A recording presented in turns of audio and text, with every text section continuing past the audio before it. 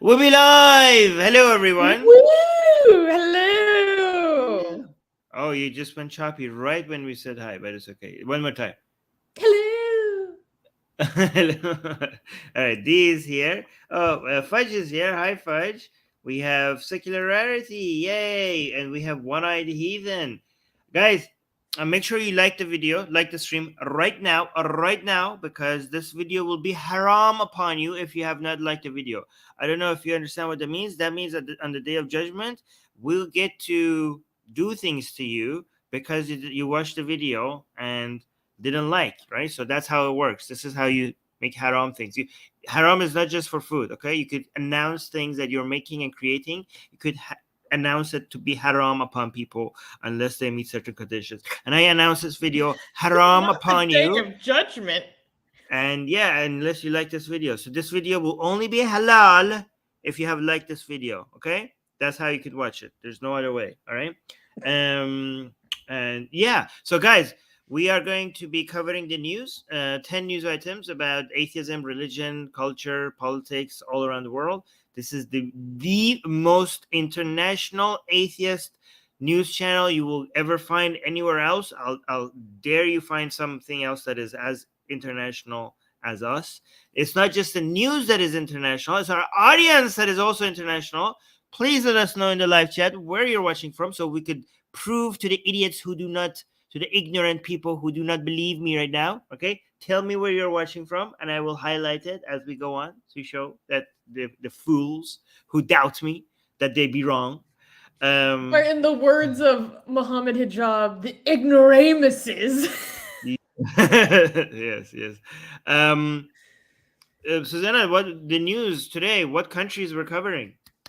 We got 2 stories from Pakistan, Sweden, Spain, Canada, the US, India, a story in Turkey, and some Iran-related news. All right. And the news today, is it mostly sad? Is it mostly funny, ridiculous, shocking? There are a few Heartwarming. things that are sad, and then there are a lot of things that are ridiculous. But even if they are like bad things that happened, I think it gives us the opportunity to talk about the ridiculousness of the ideologies and thought processes that lead these events to occur. So I still think like even those stories will be very enjoyable. Do we have any good news from Pakistan? Secular Rarity? Honestly, it's kind of the worst news from Pakistan in a while. What? Yeah. The worst news from Pakistan? Oh yes, while. Oh, now I know which one you're referring to. God damn. Okay. Yeah. So guys, imagine bad news from Pakistan is usually bad, and today is the worst. So it's really bad. So bear with us, okay? Okay, so we should. Okay, guys, today from all days that I told people to show how international we are, we're getting mostly people telling us that they're watching from the US and the UK. Oh, hey, UK as well. Hey, Qasim, tell people where you're watching from, because Qasim... Armin, maybe not. No, okay, never mind. It is a bit of a concern. Come on.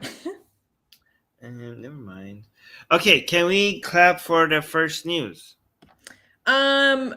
We can clap because the FBI and the U.S. Justice Department did their freaking job, okay? Yay for the U.S. Justice Department. Yay, feds! Yay, feds. Yeah, Yay no, seriously. For the feds! Oh, see, Qasim is telling us he doesn't have a problem. Hi from the Persian Empire. There we go. I mean, he has this supremacist attitude about it, which kind of cringe. Only to troll you. Only to get a reaction out of you, and it worked. So yes, congratulations, Qasim Jan. America.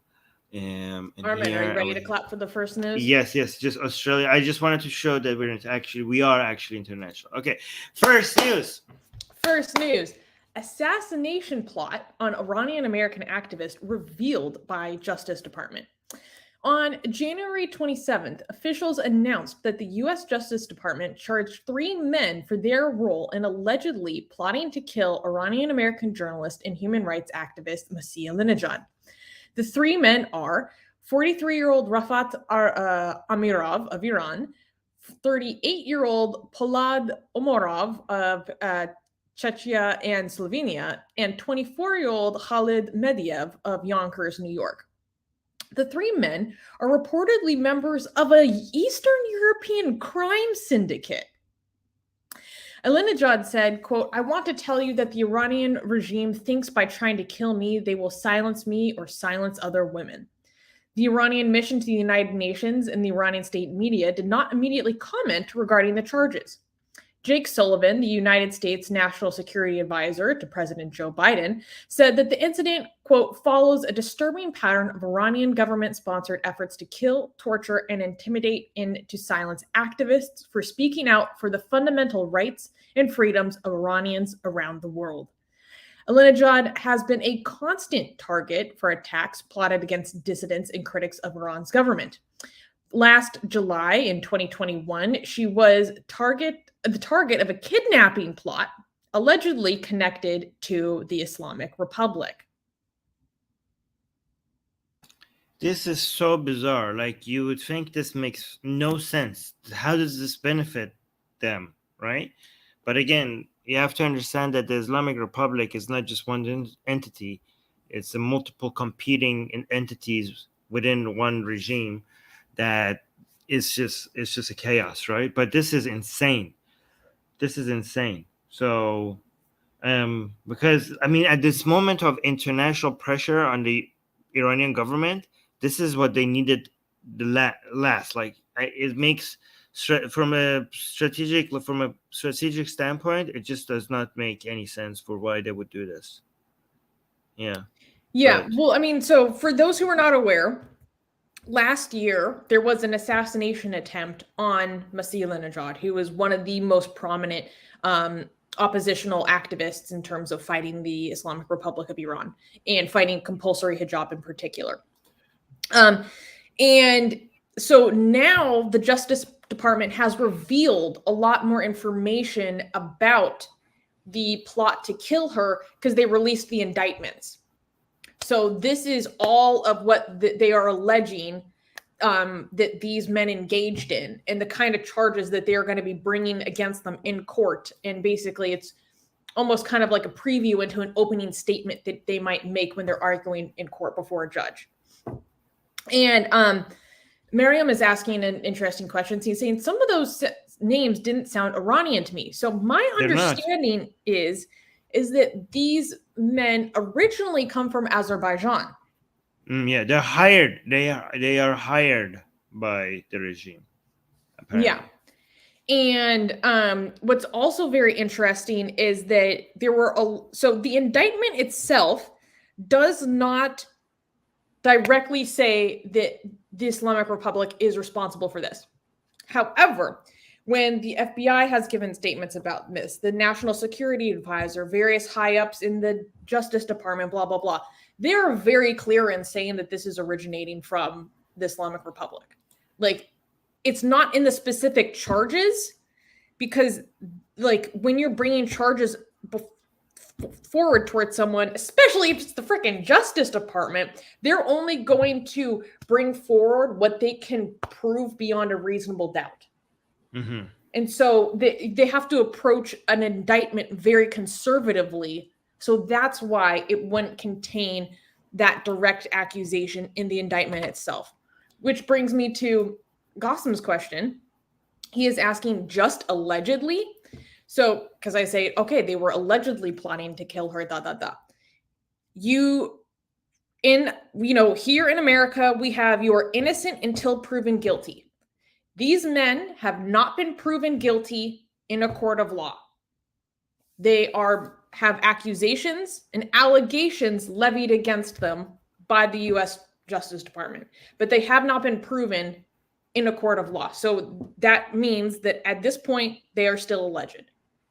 That's right, Qasim. Here in America, we have actually something called standards.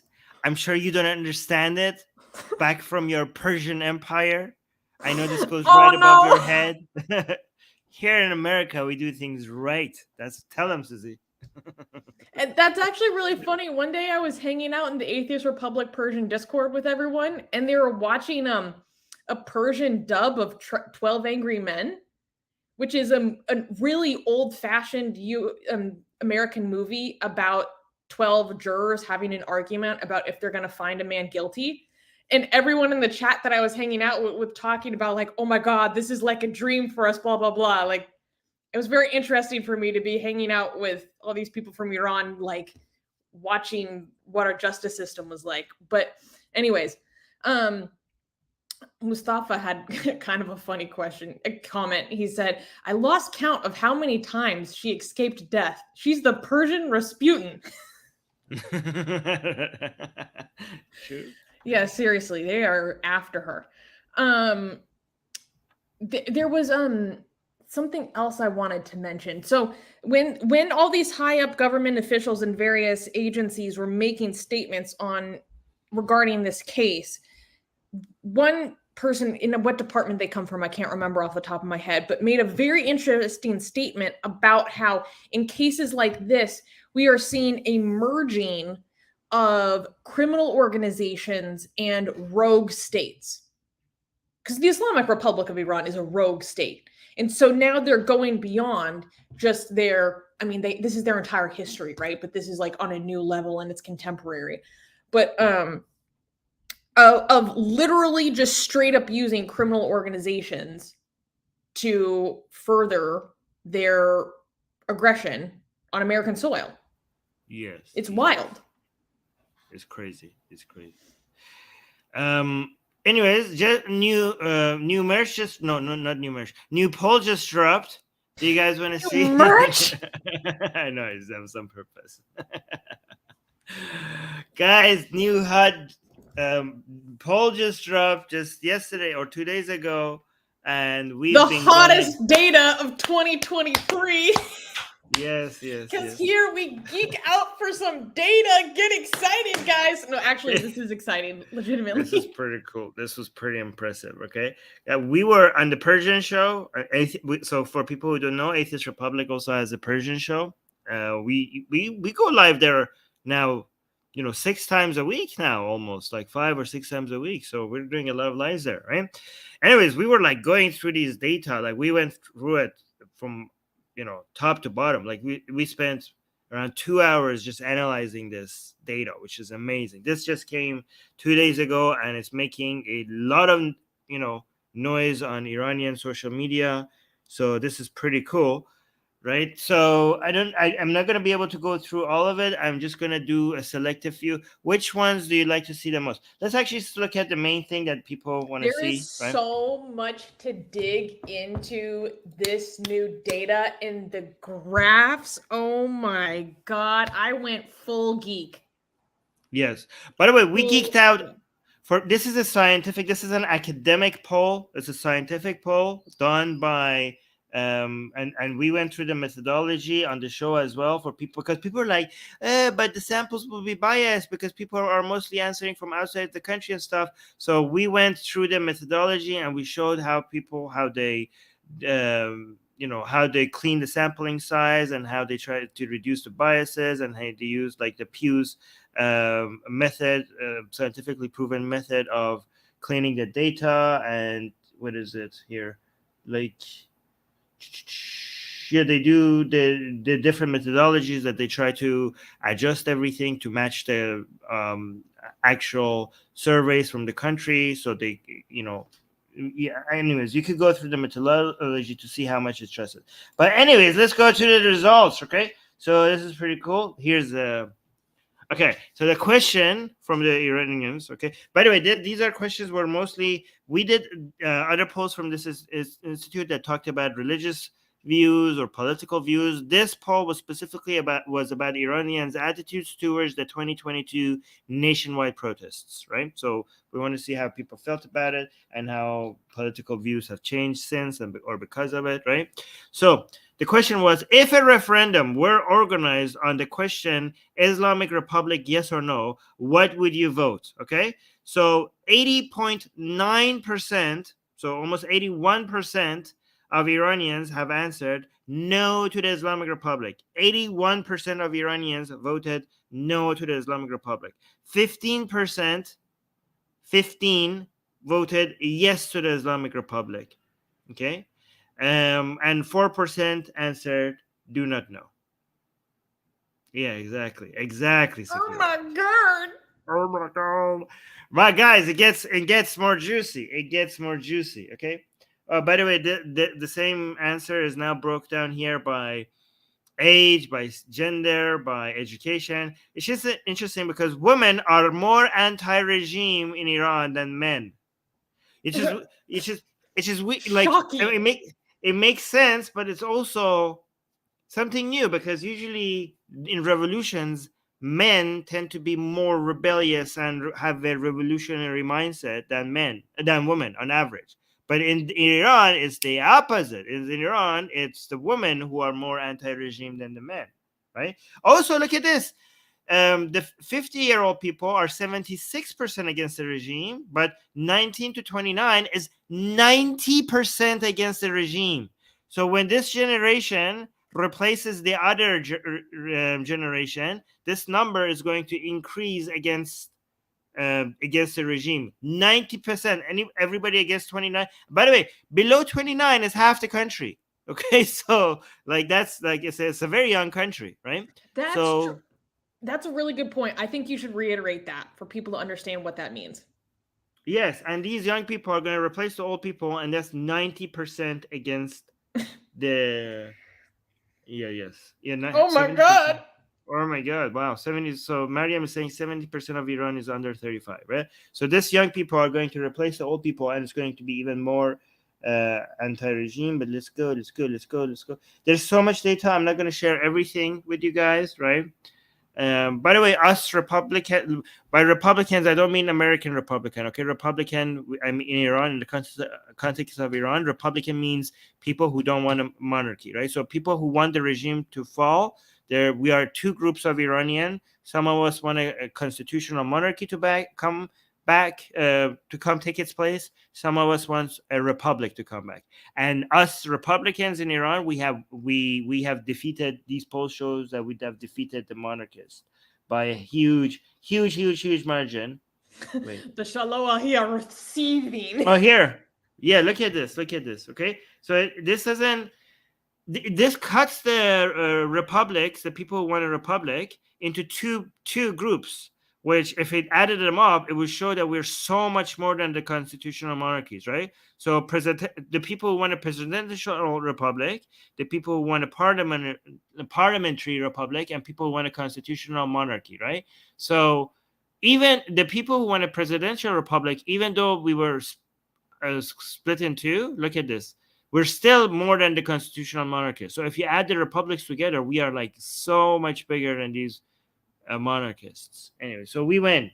Second monarchists. Let's go. Oh, this is interesting.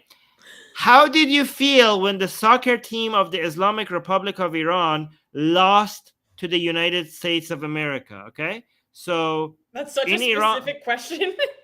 No, that's a very important question because people who follow us know how important this was, right? So inside Iran, 46% of Iranians felt happy. Outside of Iran, 56% of Iranians felt happy. Okay. Inside of Iran, 23% of Iranians felt sad. And outside of Iran, 8% of Iranians felt sad. So you can see the people who felt happy about the Iranian team losing to the United States were much more than the people who felt sad, which is pretty interesting. But here, this is, think of the formation. Okay, these are stuff that you guys wouldn't know. These are people who you do not know. So I'm not going to bother you with that. But I'm not going to bother you with this one. Oh, this one is cool. Okay, so imposing sanctions. I'm just going to read the sanctions part, okay? Because this is what people keep asking me. Like, how, Armin, you keep saying Iranian people want the sanctions. How do you know? Now we have something. That's a good question. I don't want to make fun of you, okay? How do you know? That's actually a legitimate question. But now we have data that we could refer to. from both inside of Iran and outside of Iran, right? So the rest of the things that, I'm just going to read two of these, okay? So the question was, in response to the protests in Iran, Western governments may respond with the following actions. What is your view about each of these? Okay, so the first question was imposing sanctions on officials who play a role in suppressing the protests. Inside Iran, 76% of Iranians agreed with that, okay? Outside of Iran, 98% of Iranians agreed with that. 98%. Okay. So, and then the last question, the question at the bottom, I'm not going to go through all of this. The people who are saying ending negotiations to revive the joint nuclear deal, JCPOA, inside of Iran, 62% of Iranians agree with that. So, to end the nuclear deals. Outside of Iran, 89% of Iranians agree with that. Wow. Yeah. But I think what really matters is like we can put a lot of consideration to the people that are inside. And that is still an incredibly high number. Holy cow. Yes. So people inside of Iran seem to be more in favor of executing the people after the revolution is over than Iranians outside of Iran. So there's that. So the question was, imagine living in an authoritarian state that oppressed and killed thousands. If the regime changes one day, what punishments should the former officials receive? So the revolutionary execution, by revolutionary executions means like no due process, just go choppy on all of them, right? So inside of Iran, 16% agree with revolutionary executions. Outside of Iran, 8% of Iranians agree with that, okay? Second option is death penalty, only if a fair court reaches the verdict. Inside of Iran, yeah. Inside of Iran, better, yeah. Inside of Iran, 29% agree with that. Outside of Iran, 24% agree with that. Third option is punishments other than the death penalty, like life or long prison sentence. Inside of Iran, 24% agree with that. Outside of Iran, 49% agree with that. Forgiveness and general amnesty. Inside of Iran, 3% agree with that. Outside of Iran, 1% agree with that. And then the last option, I have no opinion and legal experts should decide on the matter. Inside of Iran, 27 agree with that, and outside of Iran, 17% agree with that. Okay, so now we will go to the most interesting graph for you guys on this Save matter. The best for last. Oh my God. This is what we're here for. Yes. So the question was, which option comes closest to your political orientation? The good thing about this graph is that it looks at the change over time. Okay? And look at the four options were, the red one is proponent of regime change as a precondition for change, right? People like no negotiations with the regime, no referendum with the regime, just topple the government, then we can talk. That's the red one. The next option is the blue one, proponent of structural transformation and transition from the Islamic Republic. These people also, like the ones above, they want an Islamic Republic to end, but they want structural transformation. Instead of like toppling the government, they want enough structural change enough for it to eventually not be the Islamic Republic. Okay, so this is kind of like reform, but a hard form of reform, like a hard form of reform, enough for it to eventually not be the Islamic Republic, right? Then the third option is also reform, but a different kind of reform. So it's proponent of gradual reform within the framework of the Islamic Republic. So this is also reform, but it's a softer kind of reform. It's a reform that it will maintain the Islamic Republic, but things will be better, right? Things will be improved, okay? And then the fourth option is proponent of the principles of the Islamic Revolution and the supreme leader. These are people who think things are fine, they support the regime, and they don't want any reforms, right? And then the last option is none of them, right? So what you can see is the dramatic shift in attitude since Mahsa Amini's murder. Okay, so you can see September 2022, February 2020. September 2021. Sorry, September 2021. 40% of Iranians were for toppling the regime. 40%. On February 2022, 41.5% were for toppling the regime. Okay. And on December 2022, guys, this is all within 1 year. Within 1 year, we went from 41%, less than 1 year. We went from 41% of Iranians want regime change to 60%. This is a jump of close to 20% in less than 1 year. Not 20 years, not 10 years, not 5 years, not even 1 year. Less than 1 year, a jump of 20%. This is insane. I don't know how the regime can handle this. Okay?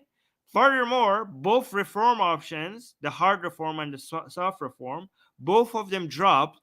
But the more significant part is the people who are pro-regime, who want neither toppling or reform, they went from 18% back in February 2022 to 11%.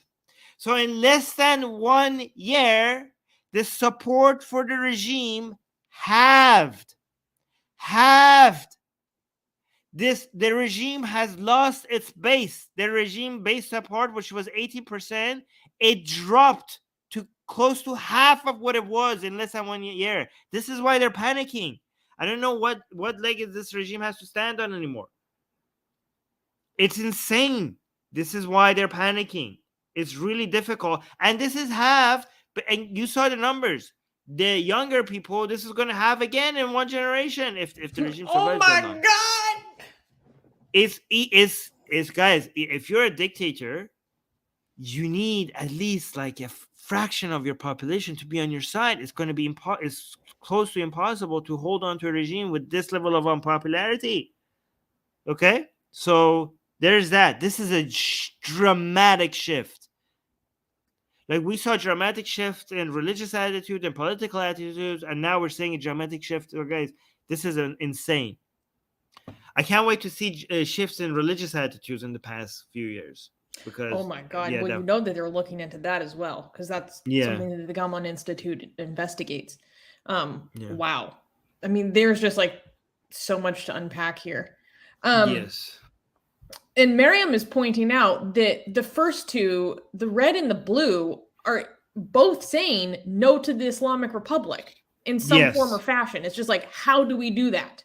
So really, that means 76% are saying no to the Islamic Republic. Yes, but the blue ones are decreasing because the blue ones are like, screw it. Like the reduction in these people who want Islamic Republic to change through structural reforms. The reason why this is decreasing is because they're joining the red ones. They're like, screw reforms.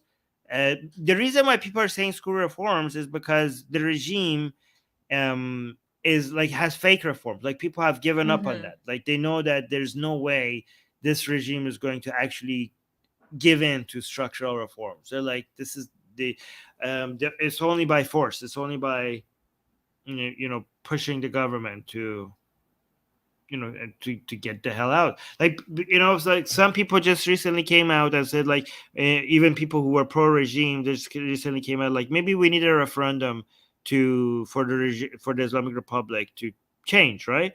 And a lot of Iranian people is like, we don't want a referendum because the referendum would be done in the framework of the Islamic Republic. We will have we don't want a referendum from the Islamic Republic. The answer is like, we will have a referendum once we kick you out. Like, they are not requesting a referendum from the Islamic Republic because they don't trust the Islamic Republic. It also validates and legitimizes their own authority. Yes, exactly. Which has been like soundly rejected. Yes. So Qassem from Iran is basically echoing what many Iranians are saying. This is the shortest way to summarize. This one chart here proves that reform is dead. Yes, so let me read what Qasim is saying. Qasim is saying reform is not possible, which basically a lot of what a lot of people's attitudes are. And now we have data to back this up, because that's what we have been saying on this show for many years now. Yeah. Yeah. So this is an important question that I think, or comment that I think I bet our audience would like to see respond to. So Sasan is saying, yes, but the Islamic Republic is not going anywhere for now. Theocracy is highly stable. And I don't think Sasan is endorsing theocracy as a means of government altogether. I just think he's talking about this particular government at this point in time. What are your thoughts about that? Well, I mean, I don't. Are you saying theocracy is highly stable, as in all theocracies are? No. Highly I think stable? he's just referring to this government and their current status. I mean, here's the thing. There's four. I don't know. Okay, I don't know. Okay, if they're going anywhere or not. Okay, and I think that you shouldn't be so certain, Sasa. Okay, this thing is very volatile, and they might stay in power, but they also might topple. And I think you should talk with less certainty about this. When regimes topple, it was hard. It was very, like, when you look in history, a lot of it was highly unanticipated. Like, things fall apart very quickly, very fast, right? And there are four elements that make me think that Sasa needs to be more skeptical about what he's saying, right? One, we saw the dramatic drop in support, and tyrants need their base support. Tyrants need their base support. Without that, it's almost going to be almost impossible to hold power, right? Two, Khamenei is going to die. He's very old, and he's going to die at the time where the support for the regime is very, very low. So these two things, and Khamenei is the glue that is keeping all of this together, right? So his death is very destabilizing, right? Three, green energy is going to replace fossil fuels. And the regime's only source of income for it to maintain control over its people is the money that it gets out of selling fossil fuels, right? And lastly, satellite internet is going to become a thing. And one of the main tools of control that the regime has over its people is the limitation of access to information. And when satellite internet becomes a thing, that tool is going to be taken away from them. So given these four things, I think thinking, this theocracy being stable, it becomes very, very questionable, right? Yeah. Okay, Mariam, that's okay. So here's the thing. You guys don't understand what I'm saying, so pay attention. Mariam is saying, not yet, Armin. Fossil fuels will still be used for the next 50 years at least. Being used and being used at the same level are two very, very significant different things, okay?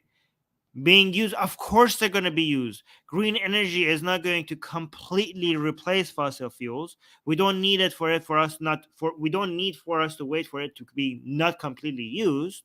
The demand for it, if it drops, it will drastically reduce the prices. Okay, so even if it's used with competition, the prices will dramatically fall, right? So within the next 50 years, yes, fossil fuels will be used, but the revenue from it will be dramatically different. Okay, so yes, it's not going to be a complete shift. It just needs to be a major competition.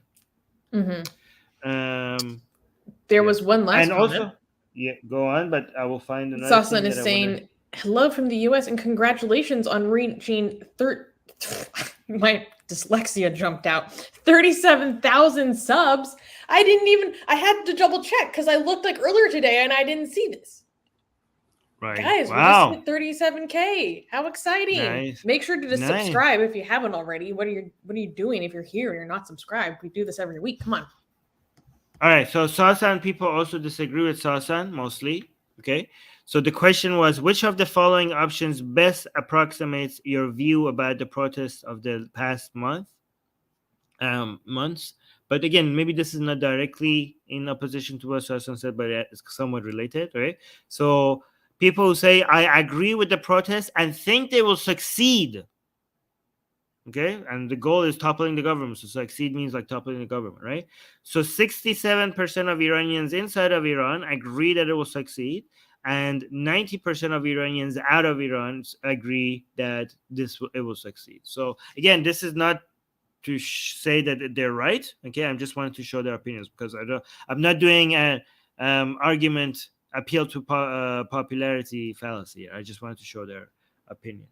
Anyways, we should move on. We have stayed on this Iran news for a very long time. No, but it's so good. These new statistics coming out are very exciting. Yes. Anyways, can we clap for the next news? Yes. All right. Next news. Canada appoints first special representative on combating Islamophobia.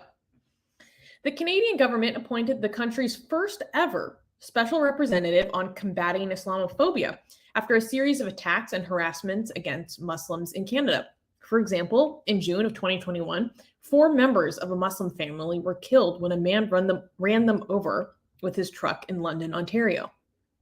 On January 26th, Prime Minister Justin Trudeau announced the appointment of journalist and human rights advocate Amira El-Gawabi in the new post.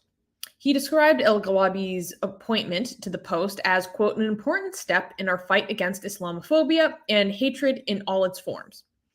The special representative on combating Islamophobia is mandated to support Canada's efforts to fight Islamophobia and offer counsel on government programs, legislation, and policies. However, her appointment is not without controversy, as the Quebec government has asked the federal government to retract its endorsement of El-Gawabi just 4 days after her appointment. The Quebec government took issue with a column she published in 2019, wherein she condemned the quote-unquote anti-Muslim sentiment associated with the passage of Bill 21, a piece of legislation in Quebec that prohibits public servants from donning religious symbols such as the hijab. Didn't she make a general comment about Quebecers, about how they are thinking? She made a post that was kind of anti-Quebecans in general. So I couldn't find the wait, maybe if give me a second, I might be able to find it. But while Susanna finds this, what do you guys think about this?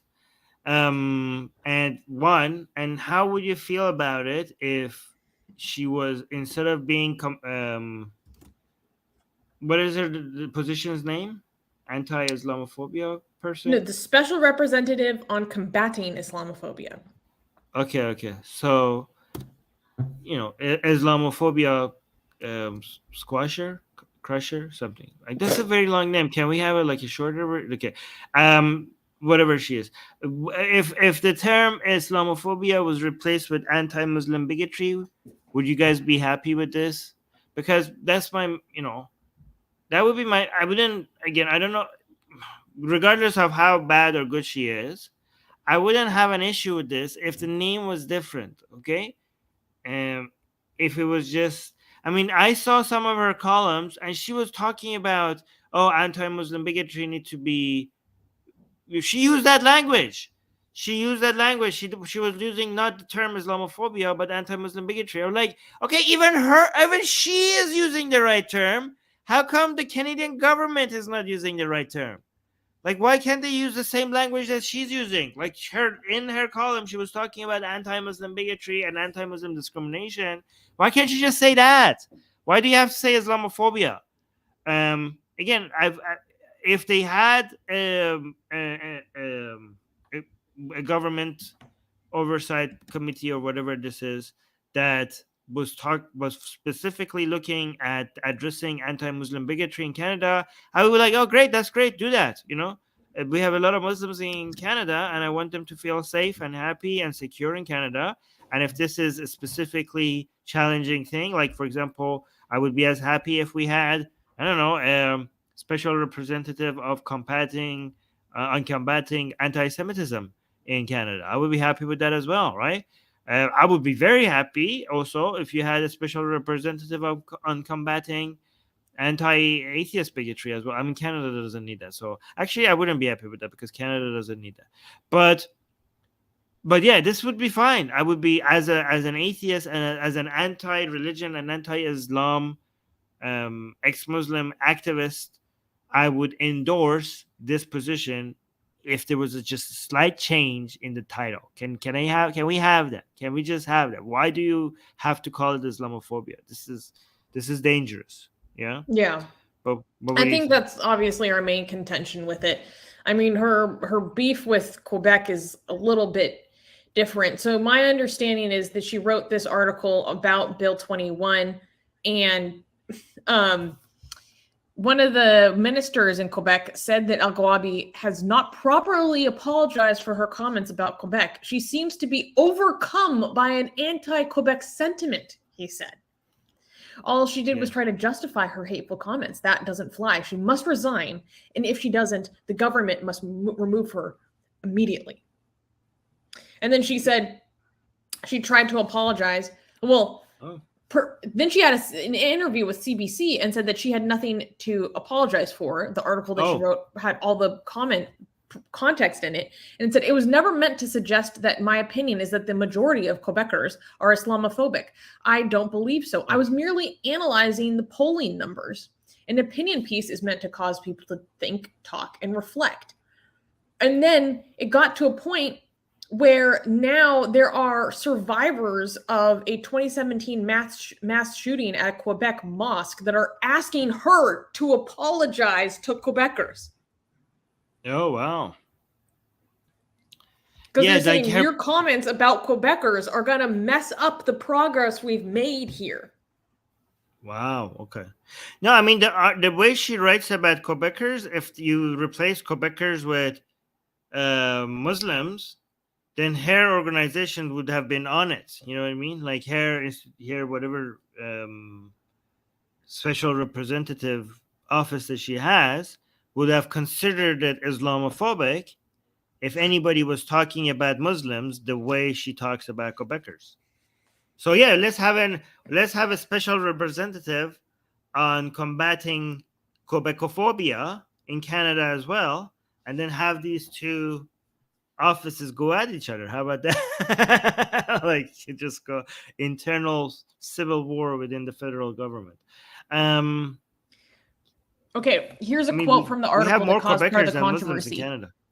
It said that, quote, a majority of Quebecers appear to not be swayed by the rule of law, but by anti-Muslim sentiment. That is it. That is the line. That is the line that is getting. Read that one. Read that again, but slowly. Quote, the majority of Quebecers appear to be swayed not by the rule of law, but by anti-Muslim sentiment. End quote. That's what she said. This is her words. So she's saying that she specifically said the majority of Quebecers don't care about the rule of law. Guys, imagine if somebody else wrote the majority of Canadian Muslims don't care about the rule of law. That would be labeled as Islamophobic. So these institutes, these whatever representatives, the whole point of them is to tackle such broad generalizations about an entire group of people. So you are doing exactly what your office was meant to tackle. I mean, you don't seem to have a problem with the type of language that you have hired to combat. Yeah, so I don't want to. Yeah, that's a problem. And she said, and she doubled down. She's like, I have nothing to apologize for. Okay, well, but now she has. There was an update. First, she doubled down, and then when mosque shooting survivors called her out, then she apologized. Okay. What did she say? Did she? Okay, she apologized. Okay, like, I've been listening very carefully. All that kind of language. Okay, good. See, like Canada owes Quebecers. Okay. Because I like Canada's level of leftism, okay? But if it wasn't for Quebecers, we would have gone into cuckoo town on leftism, right? So Quebec I'm so glad that Quebec didn't secede from Canada, because it's keeping the Anglo the rest of the English side of Canada sane on its leftism. Okay, so thank you, Pulling Quebec. them back Yeah. from just being woke, brain dead numbskulls. Yeah. Yes, thank you. Right on Thank them. time, Zagros comes in the chat and says, "Hello, my fellow Islamophobes." Yes. Mariam is saying, just make a position for anti-hate generally. Why does Islam get special treatment over Sikhs or Baha'is or Buddhists?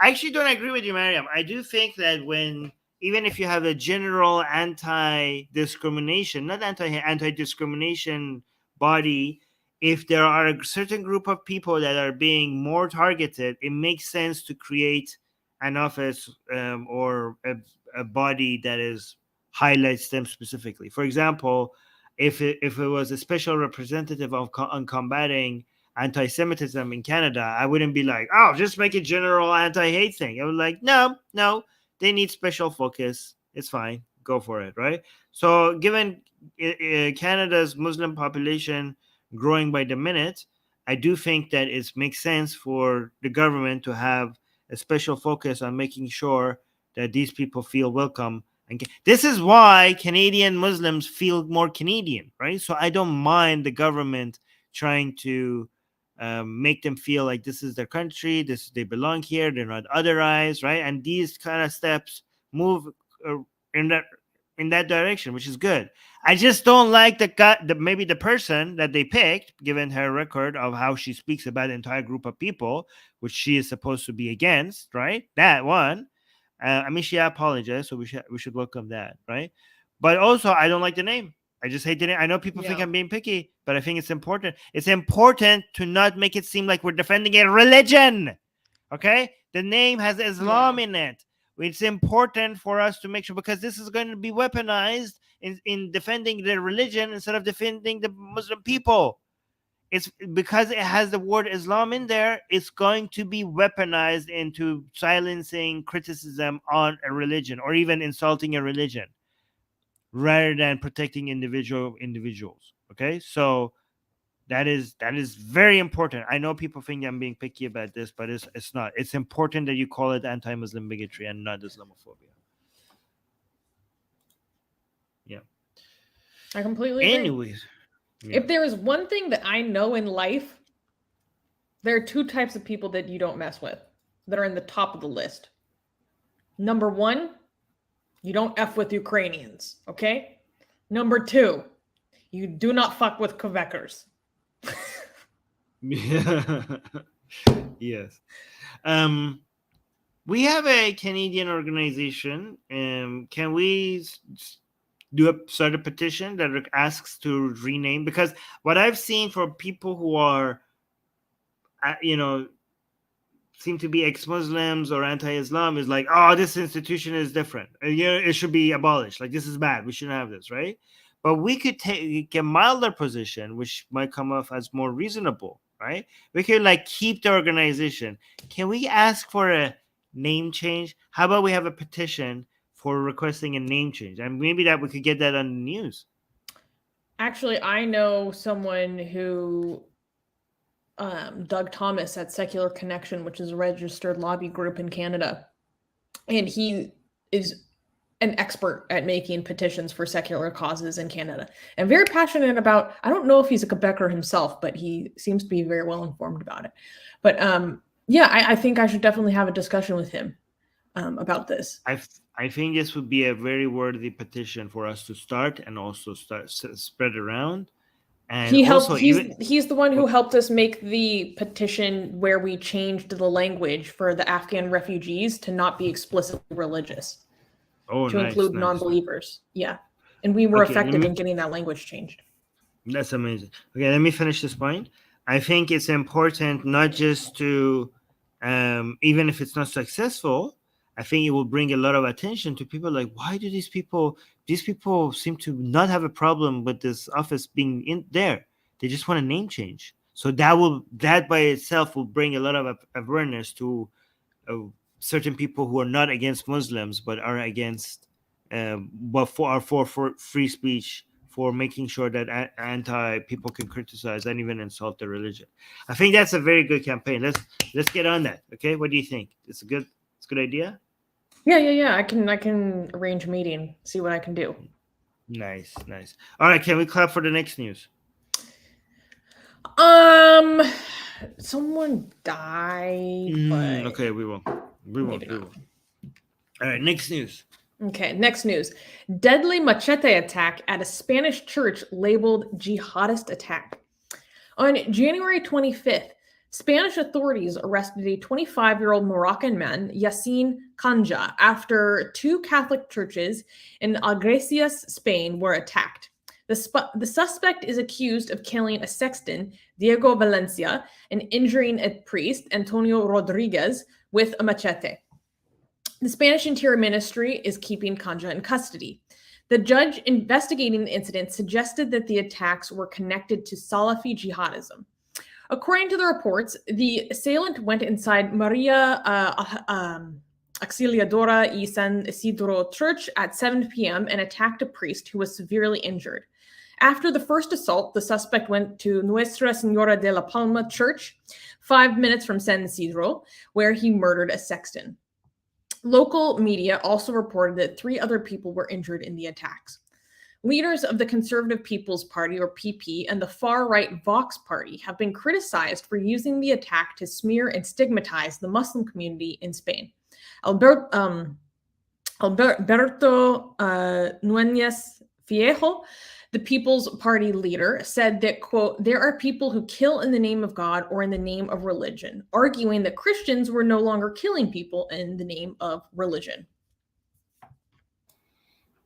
No longer being the key phrase here, which is they used to. Yes. So, wait, was this... Sorry, I was looking at the live chat. Was this done... Was the motivation Islam or was it something else? So, based on the information that has been released to the public so far, the High Court has said that they believe that this is... Gossip is saying fantastic Spanish accent. It's a little botched, but thank you.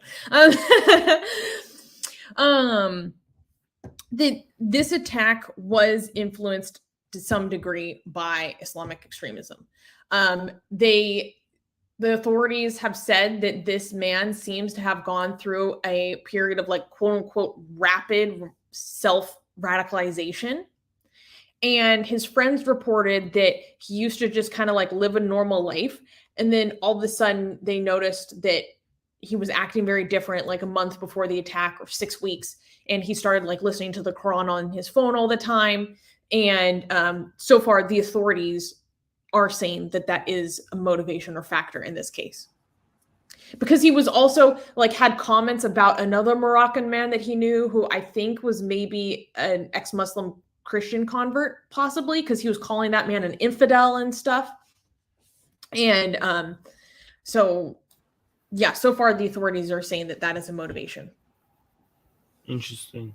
Okay, let me just to be clear, guys, even though Islam is to be blamed probably somewhat here, there is nothing in Islam that directly allows this, especially because they're Christian, they're Ahlul Kitab.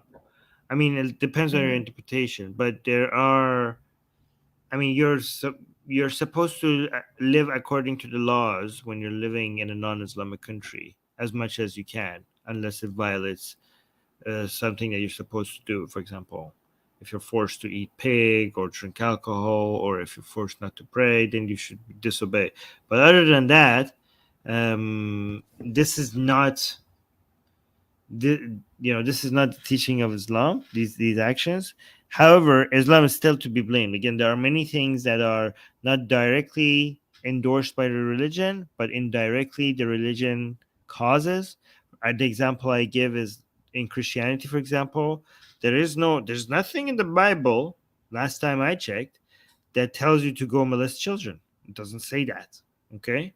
But again, I think the Christian attitudes over trusting religious authority and its views, its attitude towards sex, and chastity and Puritanism and all of that, all has contributed to environments where children are more likely to be abused, right? So again, there's no direct teaching of it in Christianity, but Christianity is responsible for it.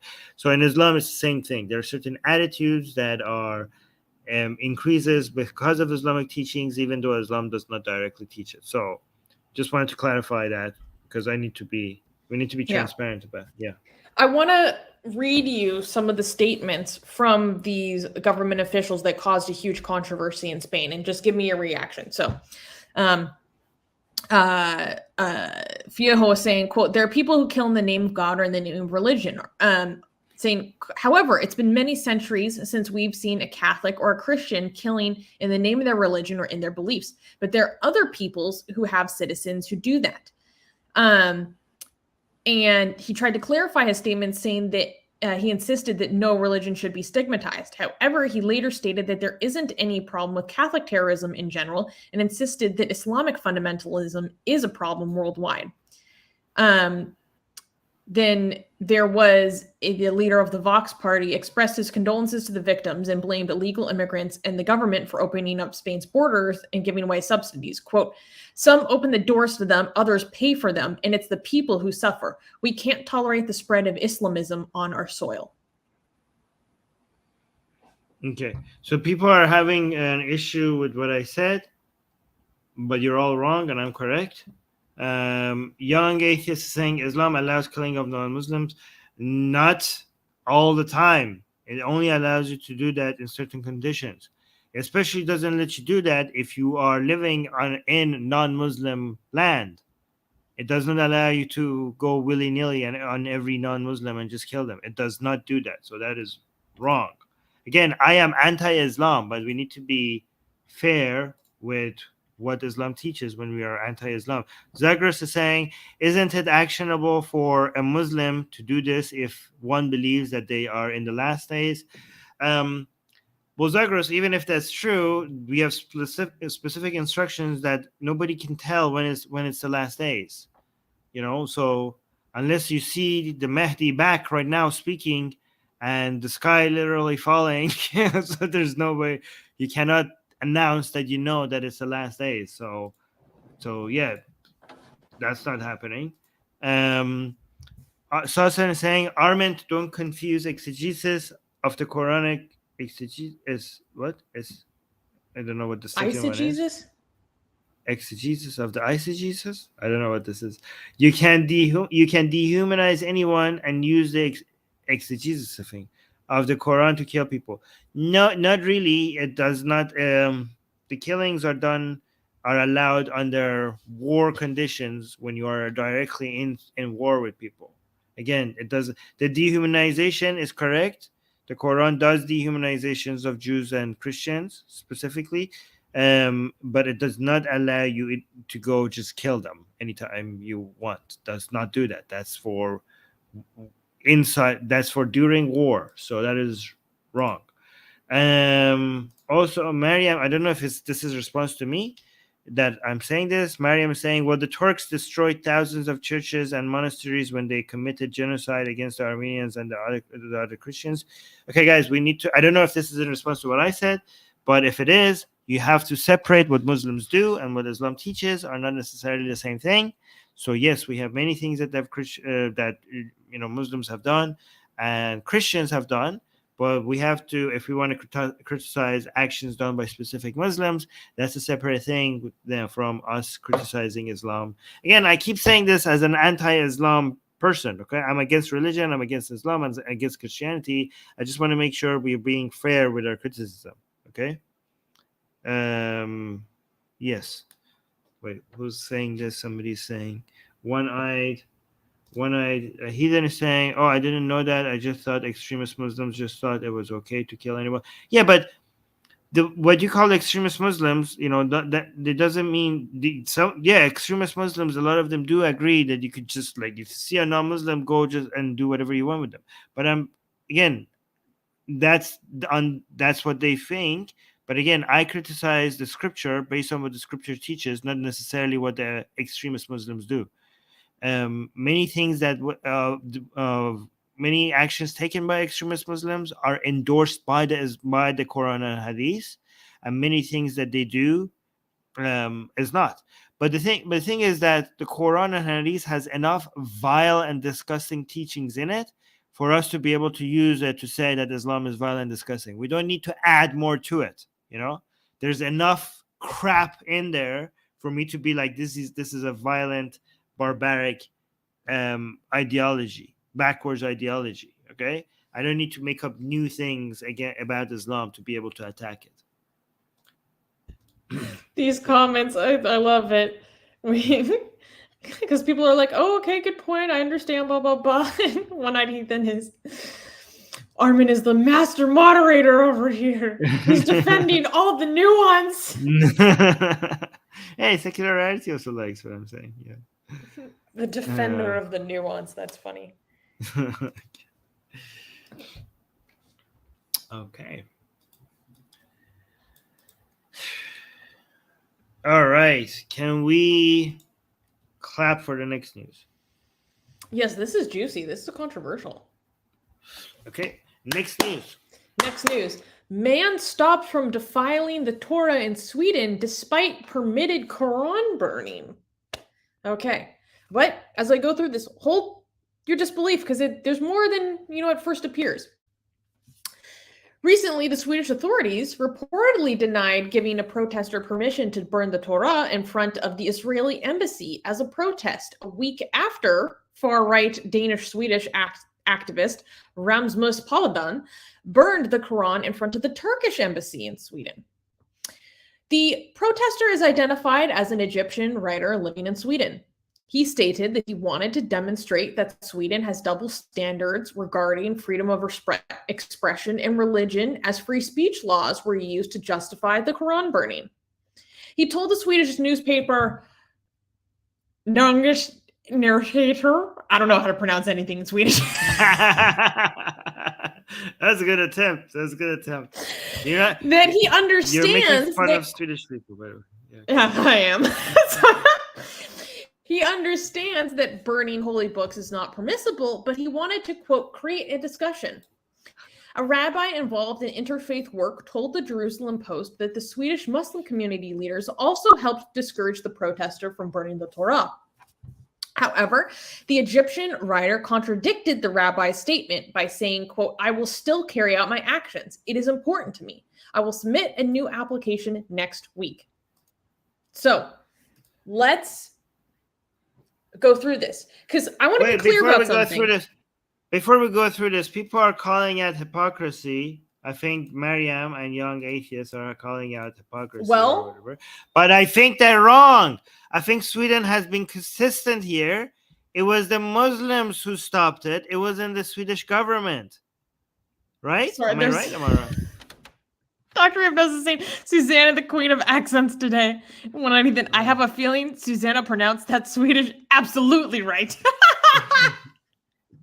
Sorry. Okay, that's cool. So, in terms of these accusations of hypocrisy, before we make judgments, I need to give you more information. Right. Because our lovely editor D does a lot of research on these, our team, and then I also looked at many different sources regarding the story. And there is contradictory accounts. There are contradictions here, people. So, guys, this is why you come to Atheist Republic, because different angles and different reports have been investigated by our team, and they bring it all here together and compare it. Amazing. Exactly. So there are some reports where the Israeli embassy say that they interceded to make sure that the Torah burning does not happen. There are accounts from this rabbi guy who says that he and some major Muslim leaders approached this guy who planned to do this and convinced him not to do it. And that, they talked things through and that they've decided that this isn't the right way to do things, and that he's not going to do it.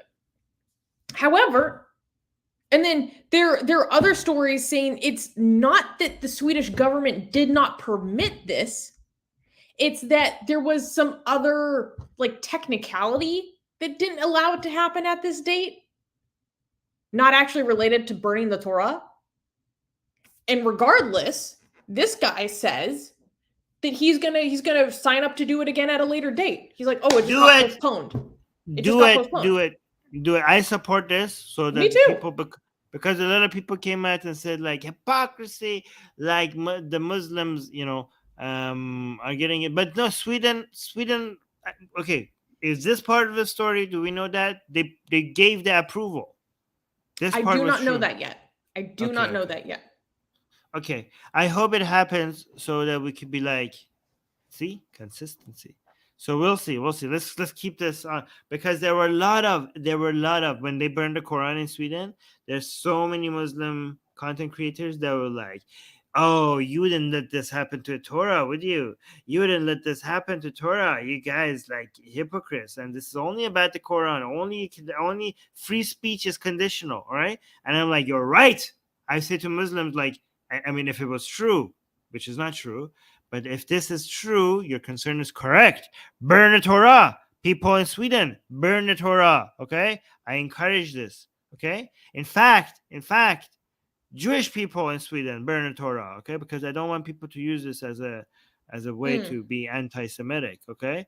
So burn the Quran along with the Torah, along with the New Testament, along with, I don't know, God delusion, whatever. But yeah, I went to people to see how free speech works, how free expression works. This is not about selecting or being biased towards a group of people. This is just about letting people express themselves in harmless ways, right? Again, also the person that burned the Quran in Sweden, we do not endorse the guy. We do endorse his rights to free speech, but that guy's a dick. That guy is an a-hole. That guy is a bigot, and we do not endorse him. We do not like him. We do not like his views, but we protect his right to freedom of speech and freedom of expression, and we also defend the right for freedom of expression of Muslims in Sweden or anybody who wants to burn the Torah or anything else. I do, however, suggest people stop with the burnings as I have, because I'm afraid that would be dangerous and you might burn yourself or burn the house or something. I think it's safer if you just tear the Quran apart and spit on it and then go like this and throw it. It looks more disrespectful, okay? And it's safer. It seems a lot safer, and it's also better for the environment, okay? Just tear it apart, spit on it, turn it into a crumble. I like how you're like, it maximizes the disrespect. It maximizes the disrespect, okay? And it also is, and it also is safer and better for the environment, okay? Oh my God. We have, Selva just gifted 5 memberships to 5 people, including myself. Amazing. Thank you, Selva. Yes, so Zagros, me, and Higgs Boson, and Doorknobhead, and Darko were just received membership. And That's thank so you. kind. I have one thing I wanted to say. So this guy said that he was doing this to make a comment about the hypocrisy of free expression, which I think is a very pertinent comment to make. And it's a lot of the reason why we do similar desecrations. It's basically like almost exactly the same line of thinking. And he also said that he wanted to do this to raise awareness about the persecution of Palestinians. So I'll be very interested to see if this ends up proceeding. I want to try to follow up on this. And it also reminded me, Armin, do you remember the time where you, me, and Rivka desecrated? We each ripped the Bible, the Torah, the Bhagavad Gita, the Quran, and your book. Yes, on my book. We burned my book. I mean, we tore apart my book. Yes, we did, and spit on it as well. Yes. I actually, when I did my Quran burning, I burned my own book that I wrote, Why There Is No God, bestseller on Amazon. Go get it. It's actually free down here if you subscribe. There's a link down here that you can get it for free. But yeah, even if you get it for free, please leave a review on Amazon. But yeah, so I burned that to show that, burning book doesn't mean the hatred towards any group of people, because if it meant that, then I hate myself, right? So yeah, we did that. We burned the Gita. We tore apart the Gita, the Quran, the Torah, the Bible, and my book. By the way, people are asking about memberships. Just so that you know, me and Elliot, or Secular Rarity, we have Q&As, and if you are a YouTube member if you're a member of our channel, then you get to come up live on air and talk to me and Secular Rarity and ask your questions live on air. So consider becoming a member. Yeah. And you also support Atheist Republic. You support the work that we do. You support our community. It wouldn't be possible without the people that you support us. But more importantly, you get access to our emojis, our special personalized emojis. People who are members, please drop the emojis in the chat because they're pretty awesome. So Young Atheist is saying your book is amazing, and this is the book, Why There Is No God. Okay.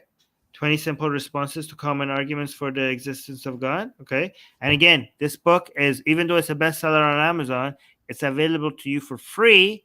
Link in the description. So there's that. We also have translations of the book in Arabic, Kurdish, and Persian for free on our website. Yes, on atheistrepublic.com. So there's that. French coming soon. Oh, really? I forgot about that. That's right. Yeah, but that one we can't put it on our website because it's a publisher who contacted me and they have to sell it. So, yeah. All right. So we have to. Why do I still have this on? Oh, this next news is no bueno. Just a heads up. No clapping. Okay. This is our worst news this week, so we can. Worst news, guys. We're gonna go through it. Just bear with us, and then we're gonna. But it is important to talk about. Yeah. All right. Next news. Next news: bombing at a Pakistani mosque kills over 100 and injures over 200. On January 30th, a mosque was attacked by an Islamist suicide bomber in Peshawar, Pakistan. The police and the rescue officers reported that the death toll of the incident is now roughly 101. Chief rescue official Bilal Faizi said that the bombing in the mosque wounded over 200 people. More than 300 worshippers were inside the mosque praying when the bomb was set off. The mosque that was attacked is located in a high-security zone. Most of the dead were police officers.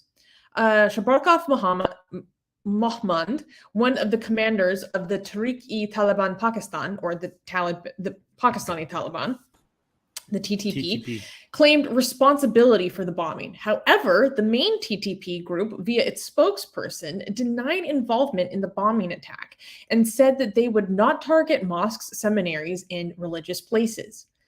They even said that they would be taking action against anyone and punish anyone who did it. Prime Minister Shahbaz Sharif posted on Twitter saying the sheer scale of the human tragedy is unimaginable. This is no less than an attack on Pakistan. The Foreign Ministry of Afghanistan, the Saudi Embassy, as well as the U.S. Embassy in Islamabad condemned the attack. This is becoming a huge mess for Pakistan, which goes back to why did they support the Taliban? The Pakistani government supported the Taliban, gaining back its control in Afghanistan. And now it's, now they're paying a huge price for it. This is why I'm telling you the what is it called? The intelligence agency in Pakistan, ISI, right? Mm-hmm. They do things that is absolutely and directly and explicitly against the border integrity of Pakistan, right? And especially given that Taliban is a cross-border movement. It's an ethnic religious group, mostly. It's a Pashtun Islamic group that it's across the border of Afghanistan and Pakistan. There is no worse group that you could support that puts Pakistan in danger. Like even the Tehrik, the Tehriki groups within Pakistan, they're not as dangerous because they're at least within Pakistan, right? This is a cross-border movement. Sorry, yeah, the TLP, right? This is the cross-border nature of it. It makes it so dangerous and destabilizing for the border integrity of Pakistan. So it just makes no sense why they constantly are in support of it and they back it. And now this is what happens. Yeah. And this is what happens when you do that. Yeah. There's because something again, I wanted. Another thing, let me mention that this is happening also mainly because of Taliban coming back in power in Afghanistan. Yes. It has mobilized Taliban in other places, especially because the Taliban inside Pakistan considers the government in Pakistan to be non-Islamic. So when you have such a victory in Afghanistan, this emboldens the Taliban in Pakistan. But also this news kind of suggests how Taliban is more of a movement rather than an institution, a centralized institution, okay? Because there's many things that happen that some Talibans are like, yay, thumbs up, and some Taliban are like, boo, we don't agree with this, right? So it's not like one centralized authority that speaks for Taliban. It's more of a movement. It's more of a flat, it's not like a pyramid. It's more like a, horizontal, flat institute, movement. Yeah. In the show notes, Armin, there is a video that I would like you to show about this attack that our lovely editor D sent to me, and it provides a lot more context about how this happened, and it made me understand the whole setting of this so much more. So, and there's no violence. There's no violence in this video. It's just camera footage before it happened. Okay, with audio, right? Should I play with audio? We can't hear anything. I can't hear anything either. Maybe because I have muted this tab. There we go. There we go. Pakistani investigators have released CCTV video purportedly showing the moment a suicide bomber managed to infiltrate what is supposed to be a secure area. Dressed in a police uniform and riding a motorbike, he was simply waved through without any checks. The question of security lapse is there. I admit that yes, there was a security lapse just because the suicide bomber was dressed in a police uniform. The entire command of the police line's gates is not under one authority, because inside there are 7 different smaller units or organizations, and each one has their own command structure. And therefore, the confusion, the chaos caused this detectable yet undetected entry into the police lines. And undetected, the suicide bomber continued to his target. This CCTV footage shows him leaving his motorbike by the roadside. He's then called back by a police officer. He pushes his bike away, pretending it had broken down. This is the last checkpoint the suicide bomber would have gone through before making his way to the mosque. Investigators say the police vest he was wearing was filled with 10 to 12 kilograms of explosives. They also say it appears the attacker didn't know where the mosque was and had to ask for directions. Further footage released by police shows the man walking towards the mosque, where he would go on to inflict the single largest loss of life the police here have ever suffered. And as they come to terms with their loss, questions about what else can be done to protect security personnel still remain. There's no modern technology to protect police facilities. Having facial recognition or fingerprints or biometric entry, etc., on the level of technology which is internationally accepted as a standard feature, the resources that are required, probably those are either not available or we are not having those. Funerals are still taking place. Police chiefs are trying to keep the morale high among the 130,000 strong force in the province. But there's concern there could be more attacks. Interesting. So I think that provides a lot more context, and this was an attack on a police compound. And what's interesting, based on other footage and news reports I saw of it, is that the death toll is probably so high, mostly because when the explosion happened, the guy was in the front row of the mosque, but then it seems like it was actually the collapse of the ceiling that caused most of the fatalities and injuries. And there are like some questions about how that happened. So wait, people are asking some questions. Okay, so Guru, I don't know how to say this. Guru Nathan, yes. Why do they think that Pakistani government is not Islamic?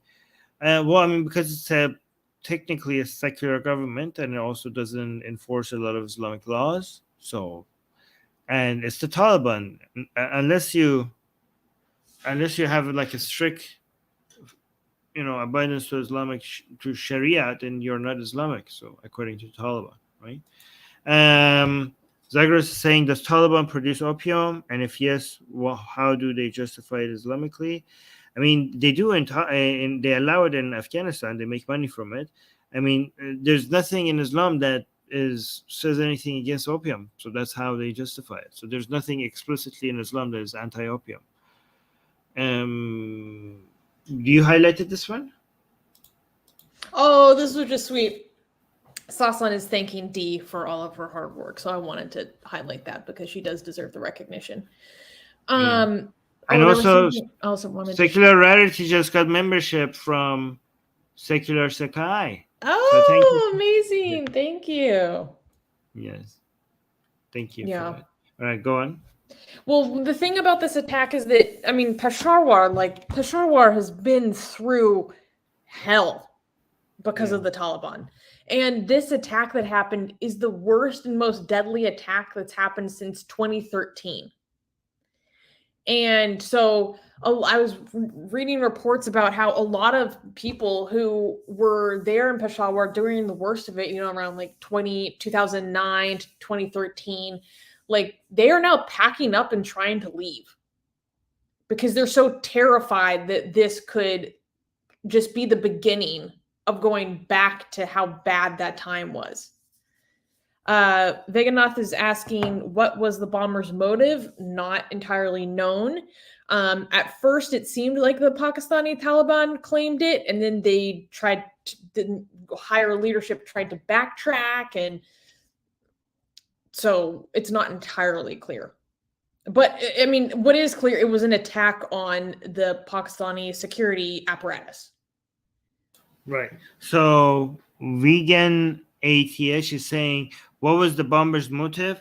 Okay, so we don't know exactly, but I'm assuming instability and recruiting. If I had to guess, it was these two, okay? Especially because at this time where there's some hope for people who are sympathetic to Taliban attitudes inside Pakistan, given what they've seen happen in Afghanistan, there might be some optimism. If you show that this is an active movement, it's going to be easier for them to appeal to people who are hoping an Islamic state eventually in Pakistan, according to them, for them to show like, look, this is an active movement, so join us right now. So a lot of these attacks are basically a marketing tool. This is people dying. It's a marketing tool for these people to like, look, we're actually doing things. So come right now. We need you. So that's what's happening. It's also a display of strength. Yeah. What's so sad is that the intelligence agencies had told the Peshawar police that they knew that there was going to be a suicide attack in Peshawar. Wow. And things were so lax that this still happened. Yeah, did you see the security? And I assume that whenever an attack like this happens, again, I could be wrong, the security is going to be more for 2 weeks. Okay, so right, and you see like people coming through and they're like, okay, go. And sometimes when you have a bag and stuff, instead of like opening it, they just touch the bag, like, okay, I check, and they pass it. And then when there's an attack for like 2 weeks or 3 months, they're gonna like, oh, let me just look in the bag, like open the trunk, check everything in the trunk, and then you wait 1 month and it goes back to the lax security. So all these terrorists have to do is just wait it out. You just have to wait it out until the security goes back to where it was. But that's because they don't have the resources to be that diligent when it comes to security. They don't. That requires a lot of manpower. Yeah. Anyways, some people are saying, "How is Pakistan not Islamic enough?" Oh, you have no idea. We don't have enough time. It's very, it's very non-Islamic. Actually, that's especially in the story we're about to cover next. You will ask yourself that question again, and yet it remains the case. I mean, it even claims to have secular, like the secular law somewhat. I mean, they work with the U.S. They get aids from the U.S. They do anti-terrorism activities with the U.S. They don't enforce a lot of Islamic laws. So for a lot of people, Pakistan is very, very far from what they consider to be Islamic. I mean, we have even within Taliban, we have within Afghanistan, we have ISIS members who think that the Taliban is not Islamic. They call them Murtads.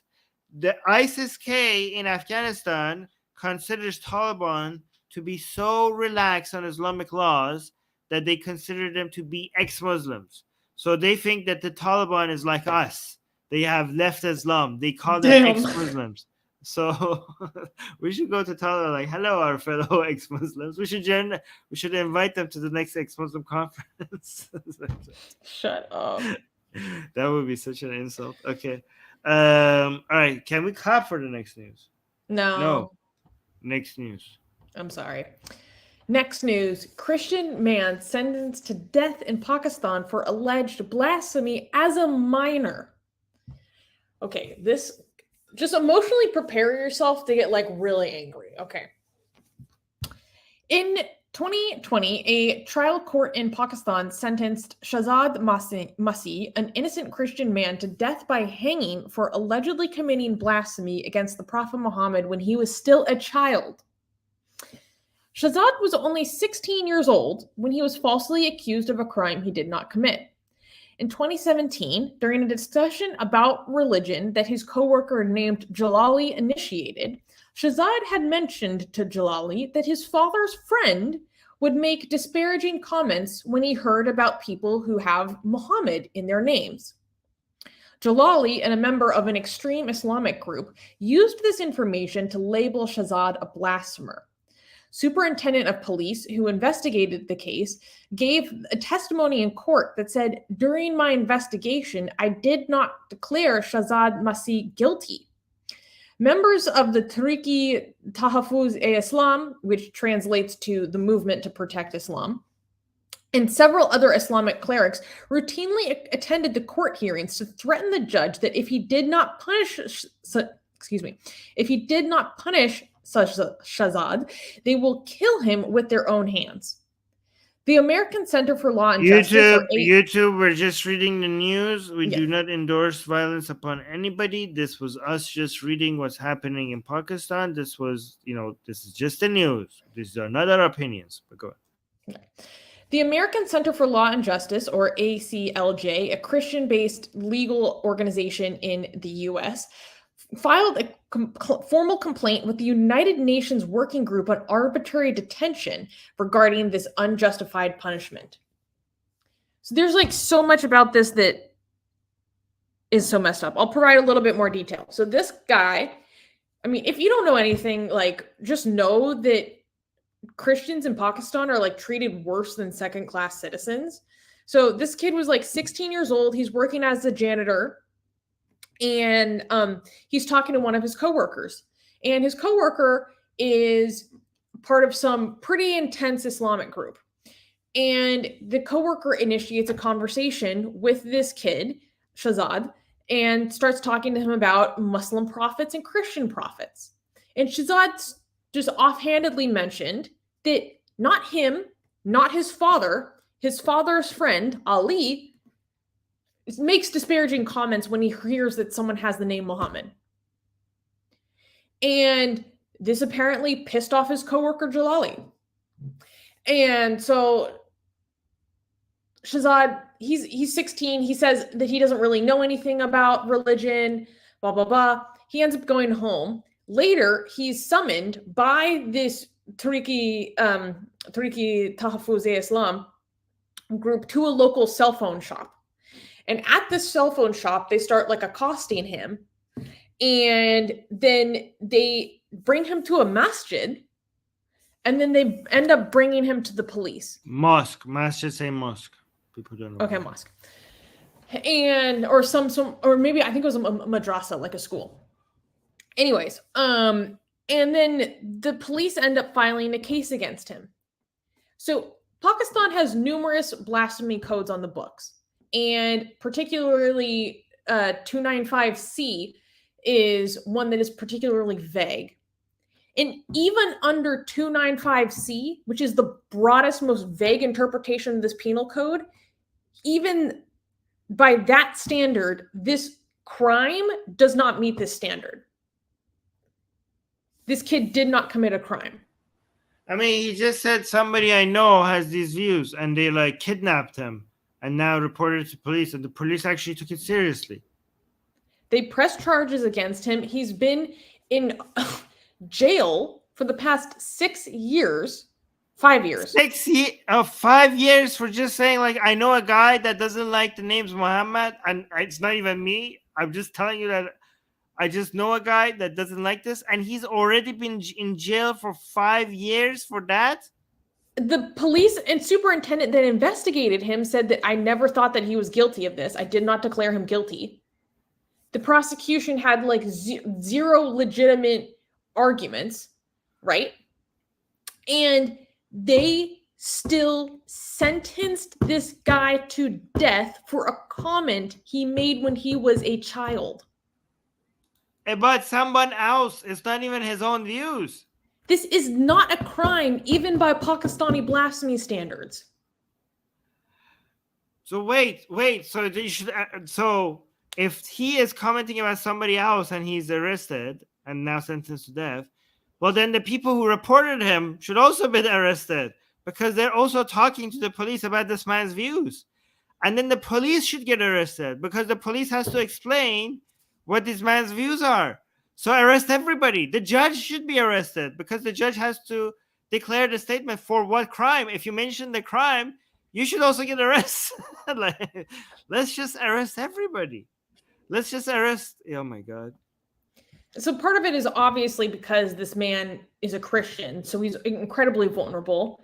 If you don't know anything, you should know that the blasphemy laws in Pakistan are routinely used to just take out personal beef that you have with people.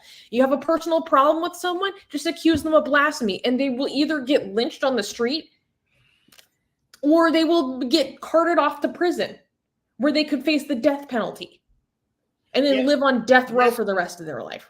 Yeah, so just to let you guys know, the government actually doesn't carry out these death sentences. Like, no, the government doesn't execute anybody. They just give you a death sentence and basically you just rot in jail. And even if you're freed, now you have to worry about the mob because you were accused of blasphemy and the people are angry that the government doesn't carry out the executions and they want to take the law into their hand, okay? I mean... I've seen videos of Shias getting axed on the street for alleged blasphemy, just casually chopped up on the street. Unbelievable. Jesus Christ. Like, there are so many levels to this that are absolutely absurd. The only positive that I can think of is that this American law firm that advocates for Christian rights in other countries, like, they have had some success with other cases before by using the United Nations as a lever to help get what they want out of the Pakistani government. So they are fighting for this kid. But, like, even if they are successful, that will take years before anything comes of it, right? So there's so many instances, there's so many more details about how this group has explicitly intimidated the entire court system. Awesome is asking, are they giving these verdicts based on interpretation of laws, just like in Islamic Republic? I'm assuming they're giving out these verdicts based on saving their own asses. Okay? I agree. So these verdicts have nothing to do with their interpretation of the law or Islam. They just look at, should I arrest this guy or should I face the mob? So the police... Here's the difference. The judge and the police are basically trying to, like, it's better for this guy's life to be ruined than my life to be ruined. So it's just mobs pressuring the justice system into giving into their view. Basically. In Iran, the court system is used to terrorize the population. In Pakistan, the court system is scared of the population. Yes, the terror goes the other way. So, yeah, it's basically, you're right, exactly. The justice system, the courts terrorizes the people in Iran. In Pakistan, the mob terrorizes the justice system. So, God damn it. Wow. Yeah. There have been defendants who were assassinated in the middle of court because of blasphemy. I mean, yeah. Salman Taseer, who was the governor of Punjab, the most populated state, was assassinated by his own bodyguard just for saying that we should give mercy to a woman accused of blasphemy. Like, the fear is real. I'm not going to act like it's unfounded, you know? Okay, by the way, Secular Sakai just got 5 more memberships for people here. So yay, thank you, Wow, Secular Sakai. amazing. And One-Eyed Heathen is saying, can I get a membership, please? I'm a heathen. I'm a heathen. It's in my name. No. Yeah, I think that you don't choose who you're giving the memberships to. I think when you give membership by memberships for others, just randomly picks whoever is live watching, a couple of people. Yeah, but thank you, Secular Sakai. There's that. Also, Susanna, can you check the microphone you've selected, like just to make sure that it's the right? Oh, okay. All right. While I go Yeah. to the next. Okay, cool. Can I clap for the next news? Or no? This is so funny. Susanna is saying, one day, and that day may come soon, I will become an Atheist Republic member, a CEO, a hell CEO. I will rise to the top. Susanna, well, thank you. Only do that if you can financially afford it. You know, put yourself first. Yes. Oh, 10 more. Silva just got 10 more. Again. Oh my Amazing. God. Look, everybody's You get a membership. You get a membership. Everyone gets a membership. Thank you so much. Look at this. Even our fellow Christian here. Not fellow. Even our token Christian here. No discrimination. No discrimination. Even the Christians in our community can become a Satan's minion. Exactly. Yeah, Miriam, how do you feel as a Christian? How do you feel about being a Satan's minion? All right, can we clap? I almost said, because I read this, I was gonna say, can we clap for the next news? But okay. No one died, so we can clap. Yes, next news. Next news. Posters discouraging Hindus from selling homes to Muslims appear in Delhi. So stick with me, because this story, there's more to it than it seems. I might if I drop out, just continue with the news. Okay. Lately, posters have surfaced in different parts of India's Brahmpuri Shadara district, telling Hindus not to sell their properties to Muslims and that any property sold to them will not be registered. The message roughly translates to, sell at your own risk, for street residents shall not allow such sales to be registered. All future transactions must be between Hindus. Advocate Pradeep Sharma of Lane number 13, Brahmpuri, issued these posters to be circulated. A pediatrician, Dr. Nafis Ahmed, who runs a clinic in the area, said that when the riots were happening in some parts of northeast Delhi in 2020, the Brahmpuri area remained unscathed from the violence due to the efforts of the residents. He said, quote, "We have never had any kind of such communal tension in this area. As such, these posters only seek to criminalize the atmosphere." Dr. Ahmed said that when the mentality of staying away from Muslims is rising and Hindus are starting to distance themselves from Muslims, Gaurav Sharma, the lead of the Amdi party of Brahmpuri, condemned the actions of Pradeep Sharma and asked, who has time for such nonsense? So this, I have to say, you know, given what's happening in India largely as a country of extreme rise of extreme anti-Muslim bigotry, when I first read this news, I was like, okay, more of the same.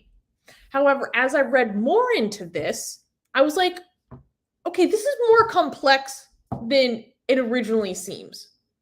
So let me explain.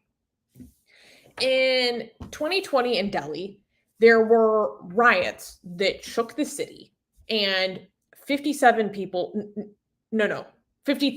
were killed. 2/3 of those people were Muslim. I believe the remainder were Hindu. So that's an extreme level of violence. 53 people killed in the streets in riots only a few years ago.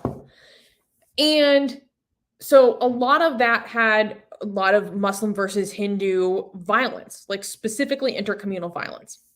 And since that happened, it's caused a lot of fallout. So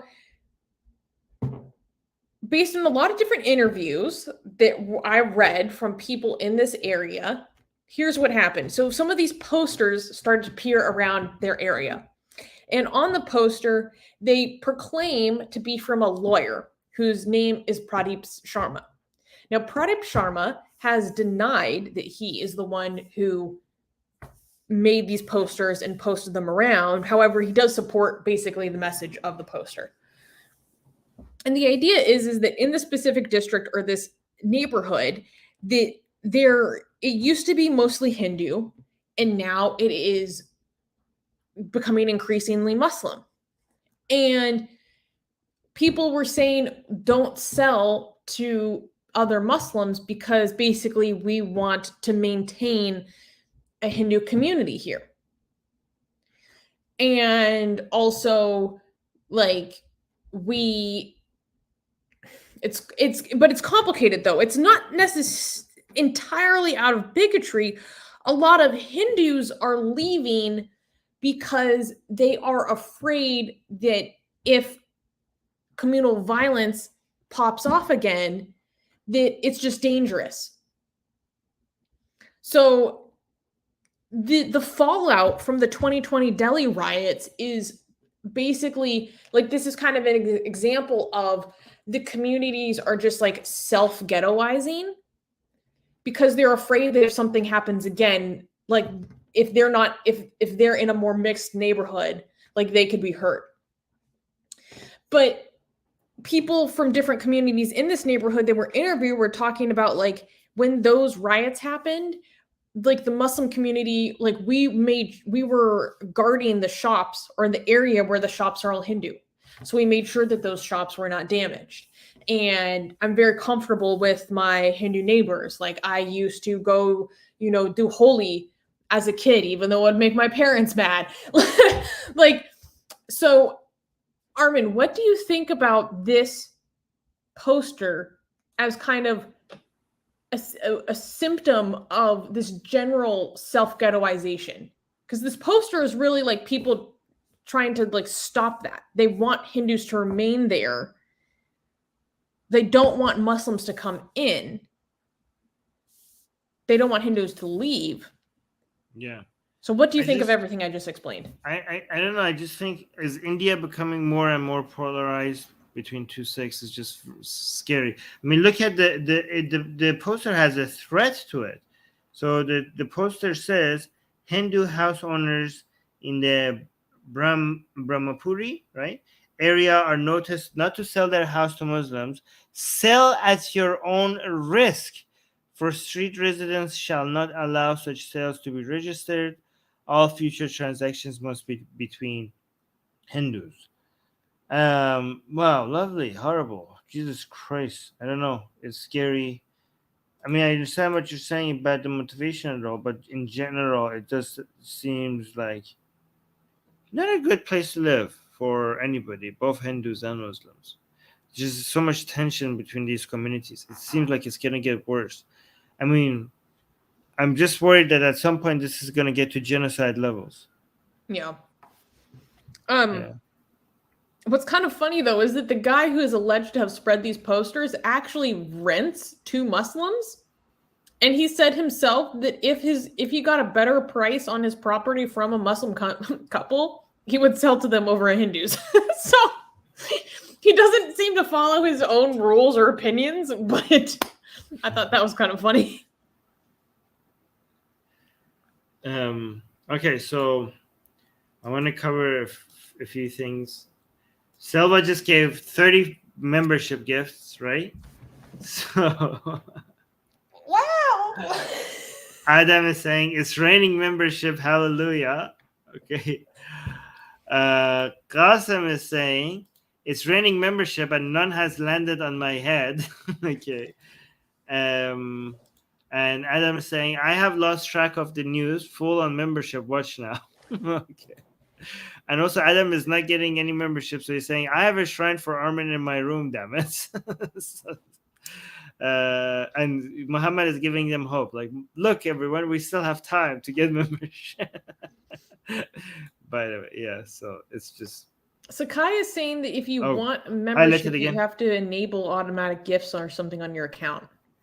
Oh yeah, you need to go and enable something on your account that allows you to get membership. So maybe that's why you haven't received membership. You have to actually turn it on. Yeah. D is saying, this news is so alien to me living in northeastern US. There are like 5 ethnicities on my little dead end street. Yeah. It's so true. This is something I think about after I've traveled to countries that are like monoracial. It really made me realize, like a slap in the face, how much I take for granted, like how freaking wonderful it is to live in a multiracial society. Like it is, and after having that experience of like seeing what it's like when you live, what a monoracial society is like, it made me like value it so deeply. I think it's so awesome to live amongst like other people.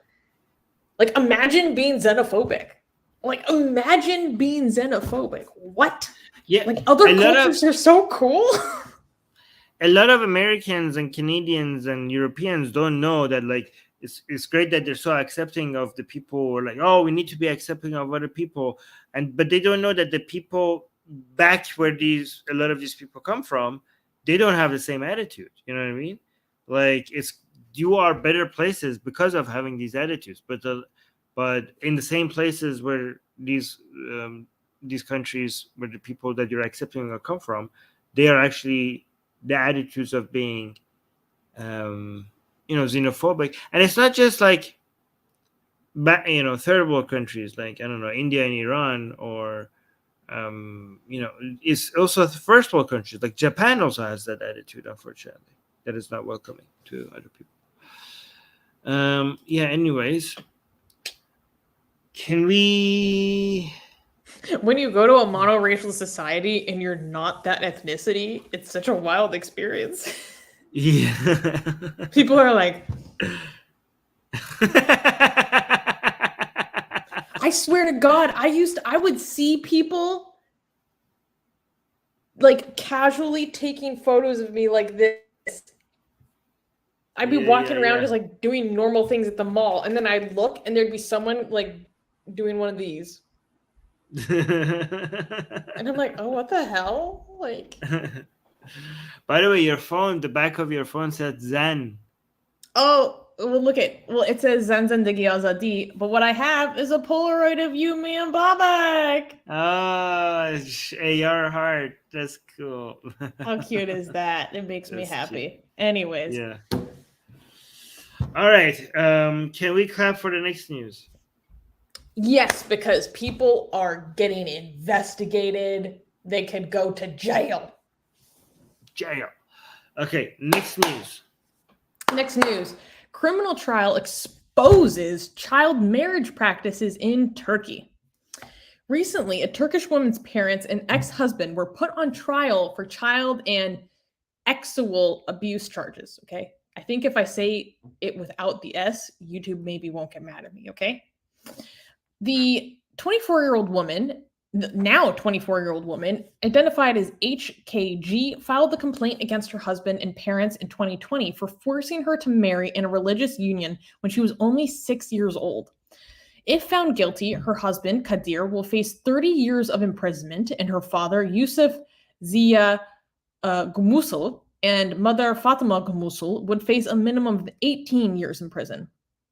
Her father served as the head of the Hira Nur Foundation, a religious group with ties to the larger Ismail Aga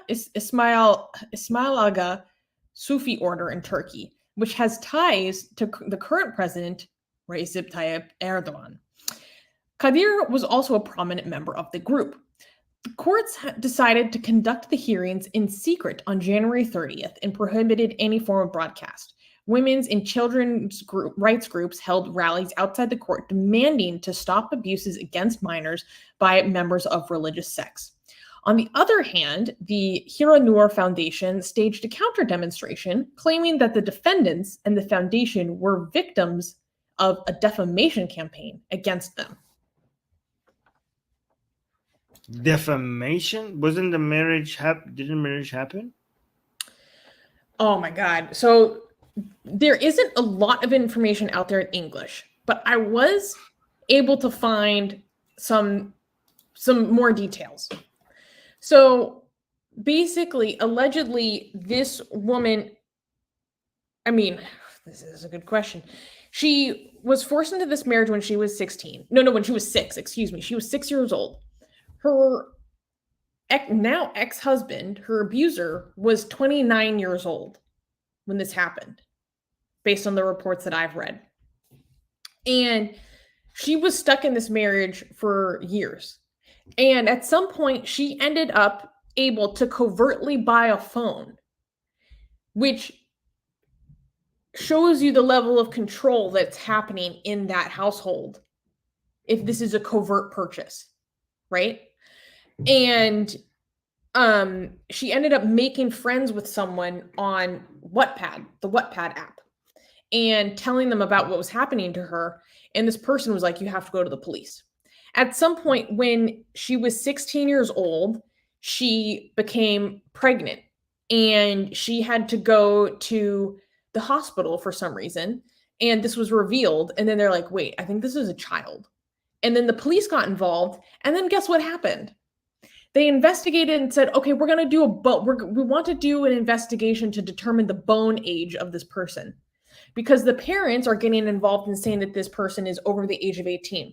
So we're going to do a bone age investigation. However, what ended up happening was samples were taken from a woman who was aged 21. And then the investigation was dropped. So now there's an investigation for forgery of official documents, although that was dropped because of statute of limitations. So this has been going, like, the stuff behind the scenes for this has been going on for a while. And there's been a really, really heavy media clampdown from this on the side of the court. However, when this was revealed in 2020, kind of to the media, this really exploded, and there was a lot of rage and anger in Turkish society because they're not feeling like this religious group is being held to account, essentially. Interesting. Qasim is asking, may we blame Islam for this one? Yes, Qasim, this one is directly endorsed by Islam, not just in Hadith scripture, but explicitly also in Quranic verses, in the Quranic verse. Okay, so this one is definitely an Islamic viewpoint. Zagros is also saying, I can speak Turkish, I can translate it for you if you need. Yeah, so that's a good resource if you ever need anything to translate. Okay. Yeah, so that's good to know. That's good. Anyways, we do need to move on because we're almost at the 2-hour mark. So,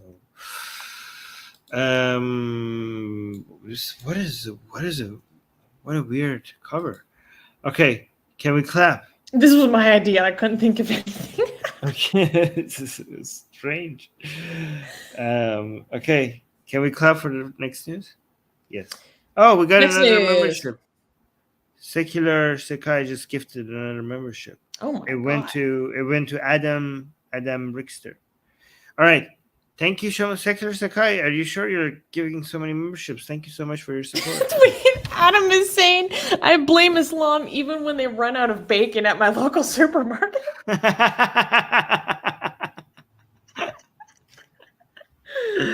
Okay, you deserve a membership for that. Okay. That's hilarious. Woohoo! I got membership. All right. Next news. New research reveals that atheists are just as healthy as the religious. New research published in the Journal of Religion and Health reveals that atheists and agnostics are just as healthy and satisfied with their lives as religious people. The study was conducted by David Speed, an associate professor at the University of New Brunswick. For the study, Speed used data collected from the General Social Survey of Canada to determine whether religion positively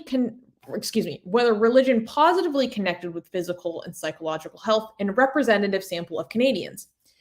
The sample included 455 atheists, 215 agnostics, 2,080 participants who identified as non-religious, 6,205 that were Catholics, 5,685 that were Protestants, 595 practitioners of Eastern religions, 430 individuals who belonged to other faiths. The participants were asked about their religious identity, how often they prayed and attended religious services, and how religious they were. Speed failed to find any evidence that religious people had better physical health, mental health, life satisfaction, and stress compared to non-religious people, even after controlling for variables such as age, sex, household income, language, marital status, minority status, geographic location, and educational attainment. So this is really important because there is a body of research which basically says that atheism points towards more negative health outcomes. And Speed discusses this in his paper and is basically saying that, well, there's a variety of, like, a lot of times those that research fails to properly take into account or fail to properly poll and survey non-religious people. And also they're not looking at the full breadth of like the biopsychosocial interactions that could lead to some of those negative health outcomes. So this is really important because Armin, I mean, this is something that like Dawa guys or Christian debaters will bring up all the time as reasons like why not to be atheist, because we are more unhealthy.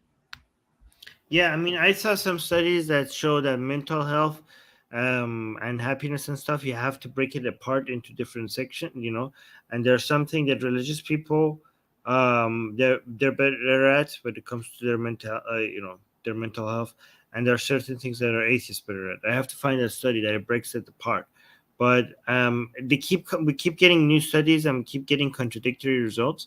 But it's important to have these in your back pocket, because what a lot of religious people do is they cherry pick. They go and specifically look for the studies that shows what they wanted to show, right? So, but again, we shouldn't do the same thing. Like, we should look at the studies that might suggest otherwise as well.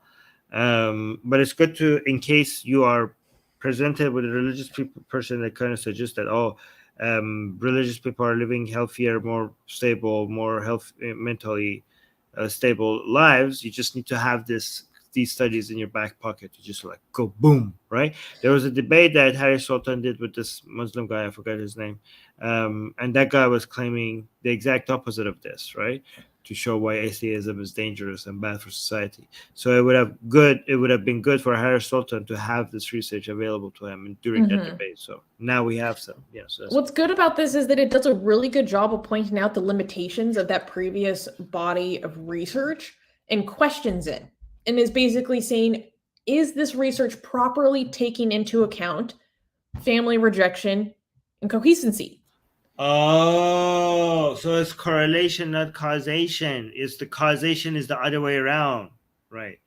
It's the acceptance in society. That's a very good point. That's a very good because point. Familial it's a rejection, society. If atheists might have been stronger mental health, if the society was not rejecting them and demonizing them all the time. So maybe this is a you problem society where atheism becomes so difficult, not an atheism problem. This is a you problem. This is essentially this is a similar factor behind why we see a lot of increased mental health issues and increased substance abuse in the LGBT community. Exactly. Because it stems from the trauma of familial and societal rejection and trying to cope with that. Right. It's a very similar thing. So, yes, like, because rejection is one of the most, it's so torturous for us as a human animal. Like, rejection is torturous for us, like, in isolation. I heard it's more painful than physical torture. That's what I heard in a study. I mean, it is for me.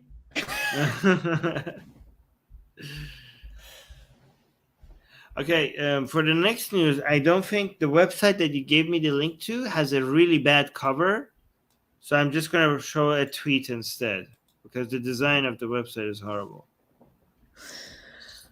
Milad is not going to be very happy you said that. It's Milad. Milad made this. I'm going to okay, guys, before we go into the news, look at this, okay? Don't do this, Armin. Don't do this. What the hell is this? It's a giant forehead. Who designed this website? Why is it like this? Milad, Like I'm saying, so I am distracted by just 50% of this page, top of this page's forehead. Who makes? I mean, it's so much easier these days to design websites, and you do this. You do this. Okay, he made a post, an image for Instagram, and then just used that square image as the thumbnail. Okay. Yeah, well, he should have checked. Anyways, I'm gonna highlight this instead. Okay, for now, and then we go back to that website once we can. Okay. Anyways, can I clap? Yes. Poor Milad. Okay. Yes, let's get into the next news. Next news. Next news. Political sponsorship of persecuted Iranian atheist Sohail Arabi. So, guys, we have an exciting announcement. We are very excited to announce this. So, if you are not familiar, on January 2nd, the persecuted Iranian atheist Sohail Arabi was brutally arrested by Iranian forces on the 2nd of January. And he was beaten so badly that he suffered a heart attack. He was taken to the hospital, and then they took him to the Greater Tehran prison. And we know that he's going to be facing trial. We just don't know for what yet. Now, this is really scary because Sohail Arabi previously faced the death. He was sentenced to death for insulting the Prophet Muhammad. And, spreading propaganda against the regime, all those, BS charges that the Islamic Republic will throw at you. And so he was caught up in this general crackdown on dissidents that we've seen over the past several months of the uprising in Iran. And one thing that has been very effective in working to protect, political prisoners and prisoners of conscience in Iran is political sponsorships. And a political sponsorship is when a foreign politician kind of adopts a political prisoner. What does this mean? This means that they act as their representative abroad, someone who watches their case, someone who takes notice of their case, stays in contact and updated about what is happening to the prisoner. They write letters addressed to the Iranian embassy in their official position as a government official, writing letters of concern directly to Iranian officials regarding this person's well-being, the charges they're facing, their treatment, and also works with the media, to announce that they have, made this political sponsorship, this adoption. And so that also is very good because it causes media attention is way more effective in helping to protect a lot of these political prisoners. And so, super exciting. This past week, 57 members of the Social Democrat Party in the German state of Niedersachsen have agreed to politically sponsor Sohail as well as his mother, Farangiz Mazlum.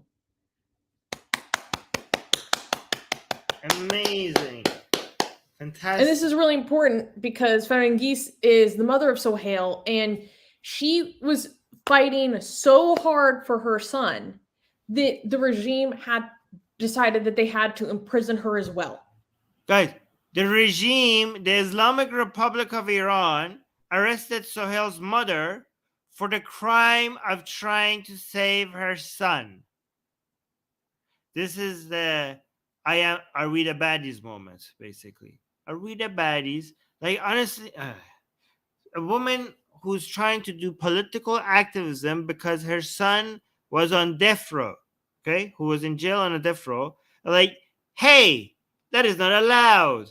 You arrest the people. By the way, the regime constantly arrests the lawyers of prisoners. Do you know that? So the lawyers end up having to hire lawyers. so you have somebody in jail, and the lawyer tries to defend them, and not only do they not let the lawyers defend them, they're like, hey, you go to jail too.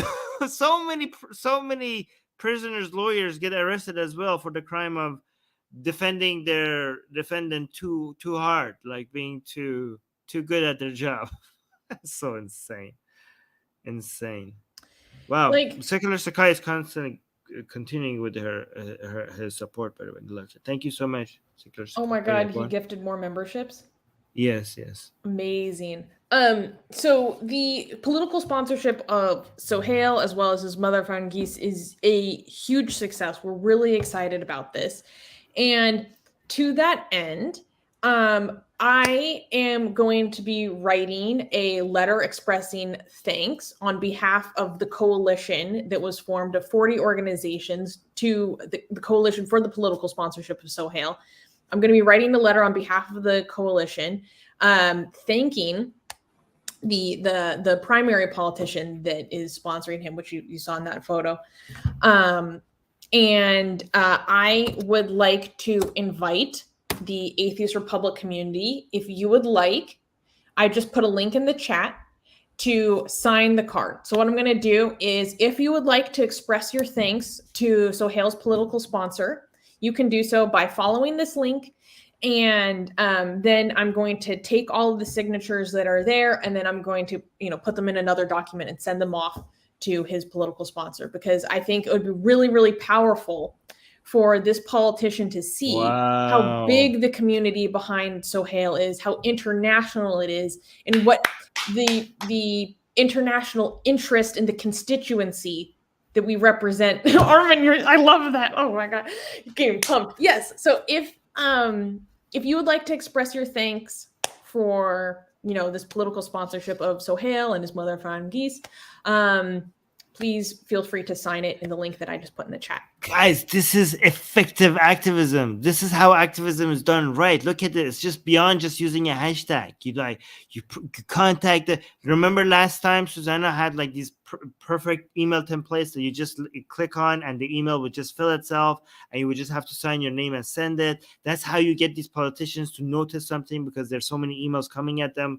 about the same topic. And then when they do something, now they're having cards thanking them. This is going to bring this is beyond just like getting a hashtag trending. This is how activism is gets the most efficient use of your time and efforts when you're doing activism. Amazing work, Susanna, and the rest of the team of people who are working on this. Amazing job. Yeah, in terms of...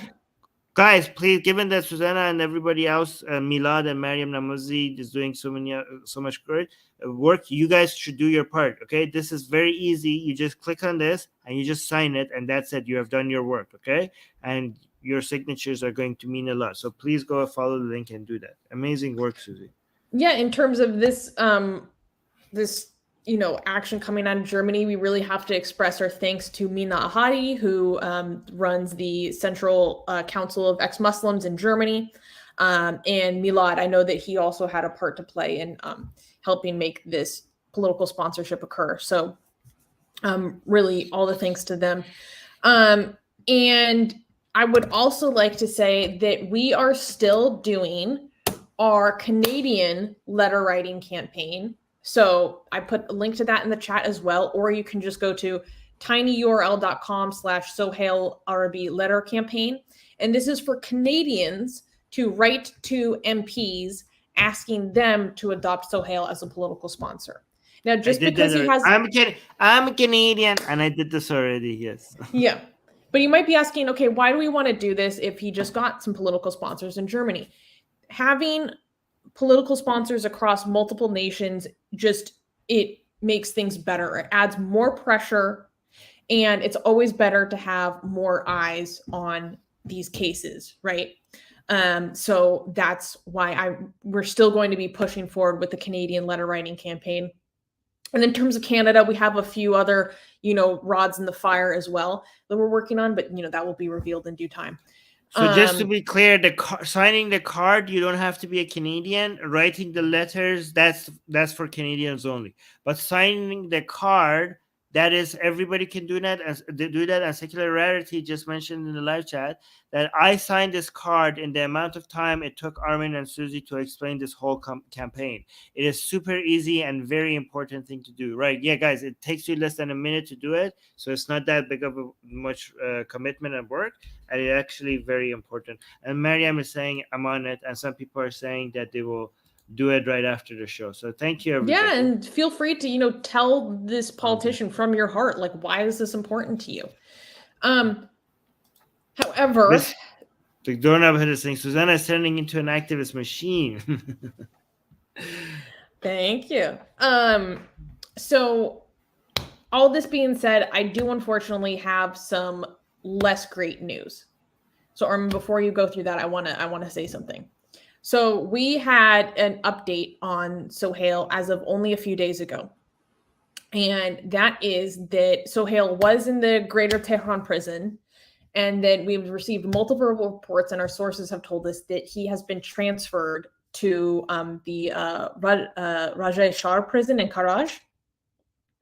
Okay. So yeah, that's an important update. The That's reason going to make as him to why very is not entirely inaccessible. clear. That's going to make him a lot more inaccessible, especially to his, family and supporters there. Yeah. Oh, people are saying So sorry. that is an important update on his status, is that he has been transferred. And the reasons why are not clear. I did read some reported firsthand accounts of what happened preceding his transfer, and it seems to have caused a lot of disruption in the cell or the ward unit that he was living in, because they were all getting along very well. And then all of a sudden they just whisked him and this other writer off. But one thing that we have done recently, Armin, now you can bring it back up, is we had yesterday was the International Day of Human Fraternity, which was started by the United Nations. And we use this as a coalition to have our day of action for Sohail. And, I would still like to encourage people to still participate in this. We don't have to have it stop now. So basically, we just did an online protest where you just write Free Sohail or Sohail Arabi on a sign or on your hand and take a photo and post it and then talk about his case to help raise awareness. And it was so awesome to see so many people get engaged and take photos, and so many friends of mine and new faces. It was exciting to see people get involved. So yeah, Armin is scrolling through and showing a bunch of people that posted photos recently. Oh, it's Milan. Hi, Milan. Look at that. Look at this. This is the poster you made. Yes. This is the poster you designed with the QR code and everything. By the way, this QR code takes you to the link that Susanna sent about in the Google Doc that tells you the 3-step process on what you're supposed to do. But great job. Look at this. People printed it out and they put it in the street. Amazing. Okay, look at this. Look at this. Yeah. You don't have to show your face if you want to engage in this, but you think it's not safe for you. You don't have to show your face. You could always just do a photo on your hand, or maybe just a photo of what you wrote in a piece of paper, nothing identifying, if you still want to show support in some way. I just want to say that to make sure that people are being safe. Yes. Okay. Oh, look at this. Wait, I want to find this one photo because there was a great one that Ali Rizvi did that I loved so much. Okay. But, all right. You should read this comment first. Oh, wait, sorry. Doorknob Head. Oh, this is so cute. Doorknob Head is saying, was it yesterday that Armin was like a proud daddy? This is what Susanna put together. The poster. Look, people are using it all over the world. Look, Susanna put in all the steps to make a difference. Oh.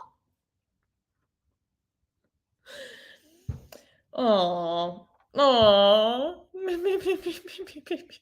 You guys are making me feel things. Oh, I really appreciate it, guys. Thank you. Mariam is saying quality work by our Queen Susie. Secular Rarity saying, seriously, y'all, Susanna has gone through so much effort to make this available and easy to everyone who wants to support, so get on it.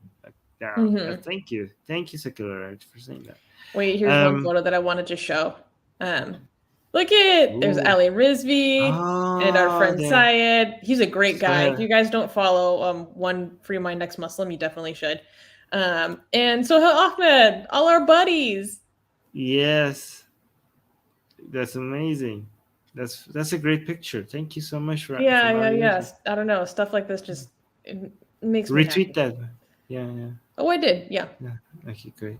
Oh, we got a $2 super chat from Secular Sakai announcing that he just donated $5 to Appearance, so $7 Oh in total. wow, thank so you. much. Oh my God, Secular Sakai has just been making it rain on us today. First it was the memberships, now it's this. Yeah. I don't even know what to say. Thank you. All right, that was the last news. Yes. Yes. Okay, Can I guys. share something? This is unrelated. Shit, go on. Okay, next, I'm just very excited about this. I have to share. Next week, I'm going to be in a different location because I will be in Los Angeles for like the huge demonstration that is happening on February 11th. Because February 11th, correct me if I'm wrong, is like the anniversary of the foundation of the Islamic Republic. That's and right. so there is a demonstration happening to represent the entire West Coast. Against like we're all congregating in Los Angeles. Yeah. And okay. I'm going and I'm freaking excited. Pictures. Oh, can you share the picture of you with the inside a protest with the speakerphone? Oh, the one that I just the recent one? Yeah, wait. Oh, yeah, give me a few seconds. I have it right here. Let me see who gets it. Guys, you should see Susanna in action when she's doing protesting in these Iranians protest. Hold on. This should, oh my God. Hold on, where is it? Oh, I found it. Here we go. Look at this, guys. This is Susanna in the field, in the action, in the protest. Look at this. This is so great. Look at the passion in your face. Amazing. Look at the flags, in front and behind, and the people. It's such a good photo. And the people looking in your direction. It's just like it's just so good. It's the best picture I've seen. Me yelling about the IRGC with the megaphone. Wait, let me remove the branding and also wait, can I do this? Yeah, look at that. Oh, we just need a moment to fully appreciate this. I don't know. I just love this so much. Yeah. I'm lucky. I've met a really great demonstration group, and they really just welcomed me with open arms, and they asked me to give a speech recently, and I was like, oh, okay, and I just went off.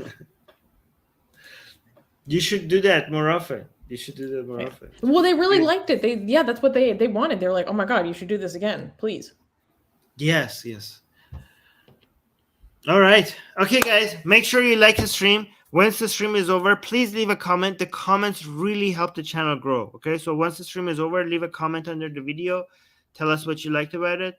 And also like and subscribe. And also remember that subscribing is not good enough anymore. YouTube usually does not tell you when we are going live if you're only subscribed. You need to be subscribed and also be hitting the bell notification. That's the only way for you to know that we're going live. Thank you for everyone's support, especially Secular Sakai today, which was so supportive. Thank you so much. This is really oh my God, really blowing me away. Yeah, but also everybody else who liked and comments and everything else. Anyways, we'll see you soon on the Q&A with Secular Rarity, so stay tuned for that. And if you're a member, now you can come on air and talk to us, because a lot of people got memberships today. So if you want to come talk to us live on air, I don't know if we could, we need to go through the questions really fast, because a lot of people might want to come and talk. Anyways, see you guys then. Bye. Mwah.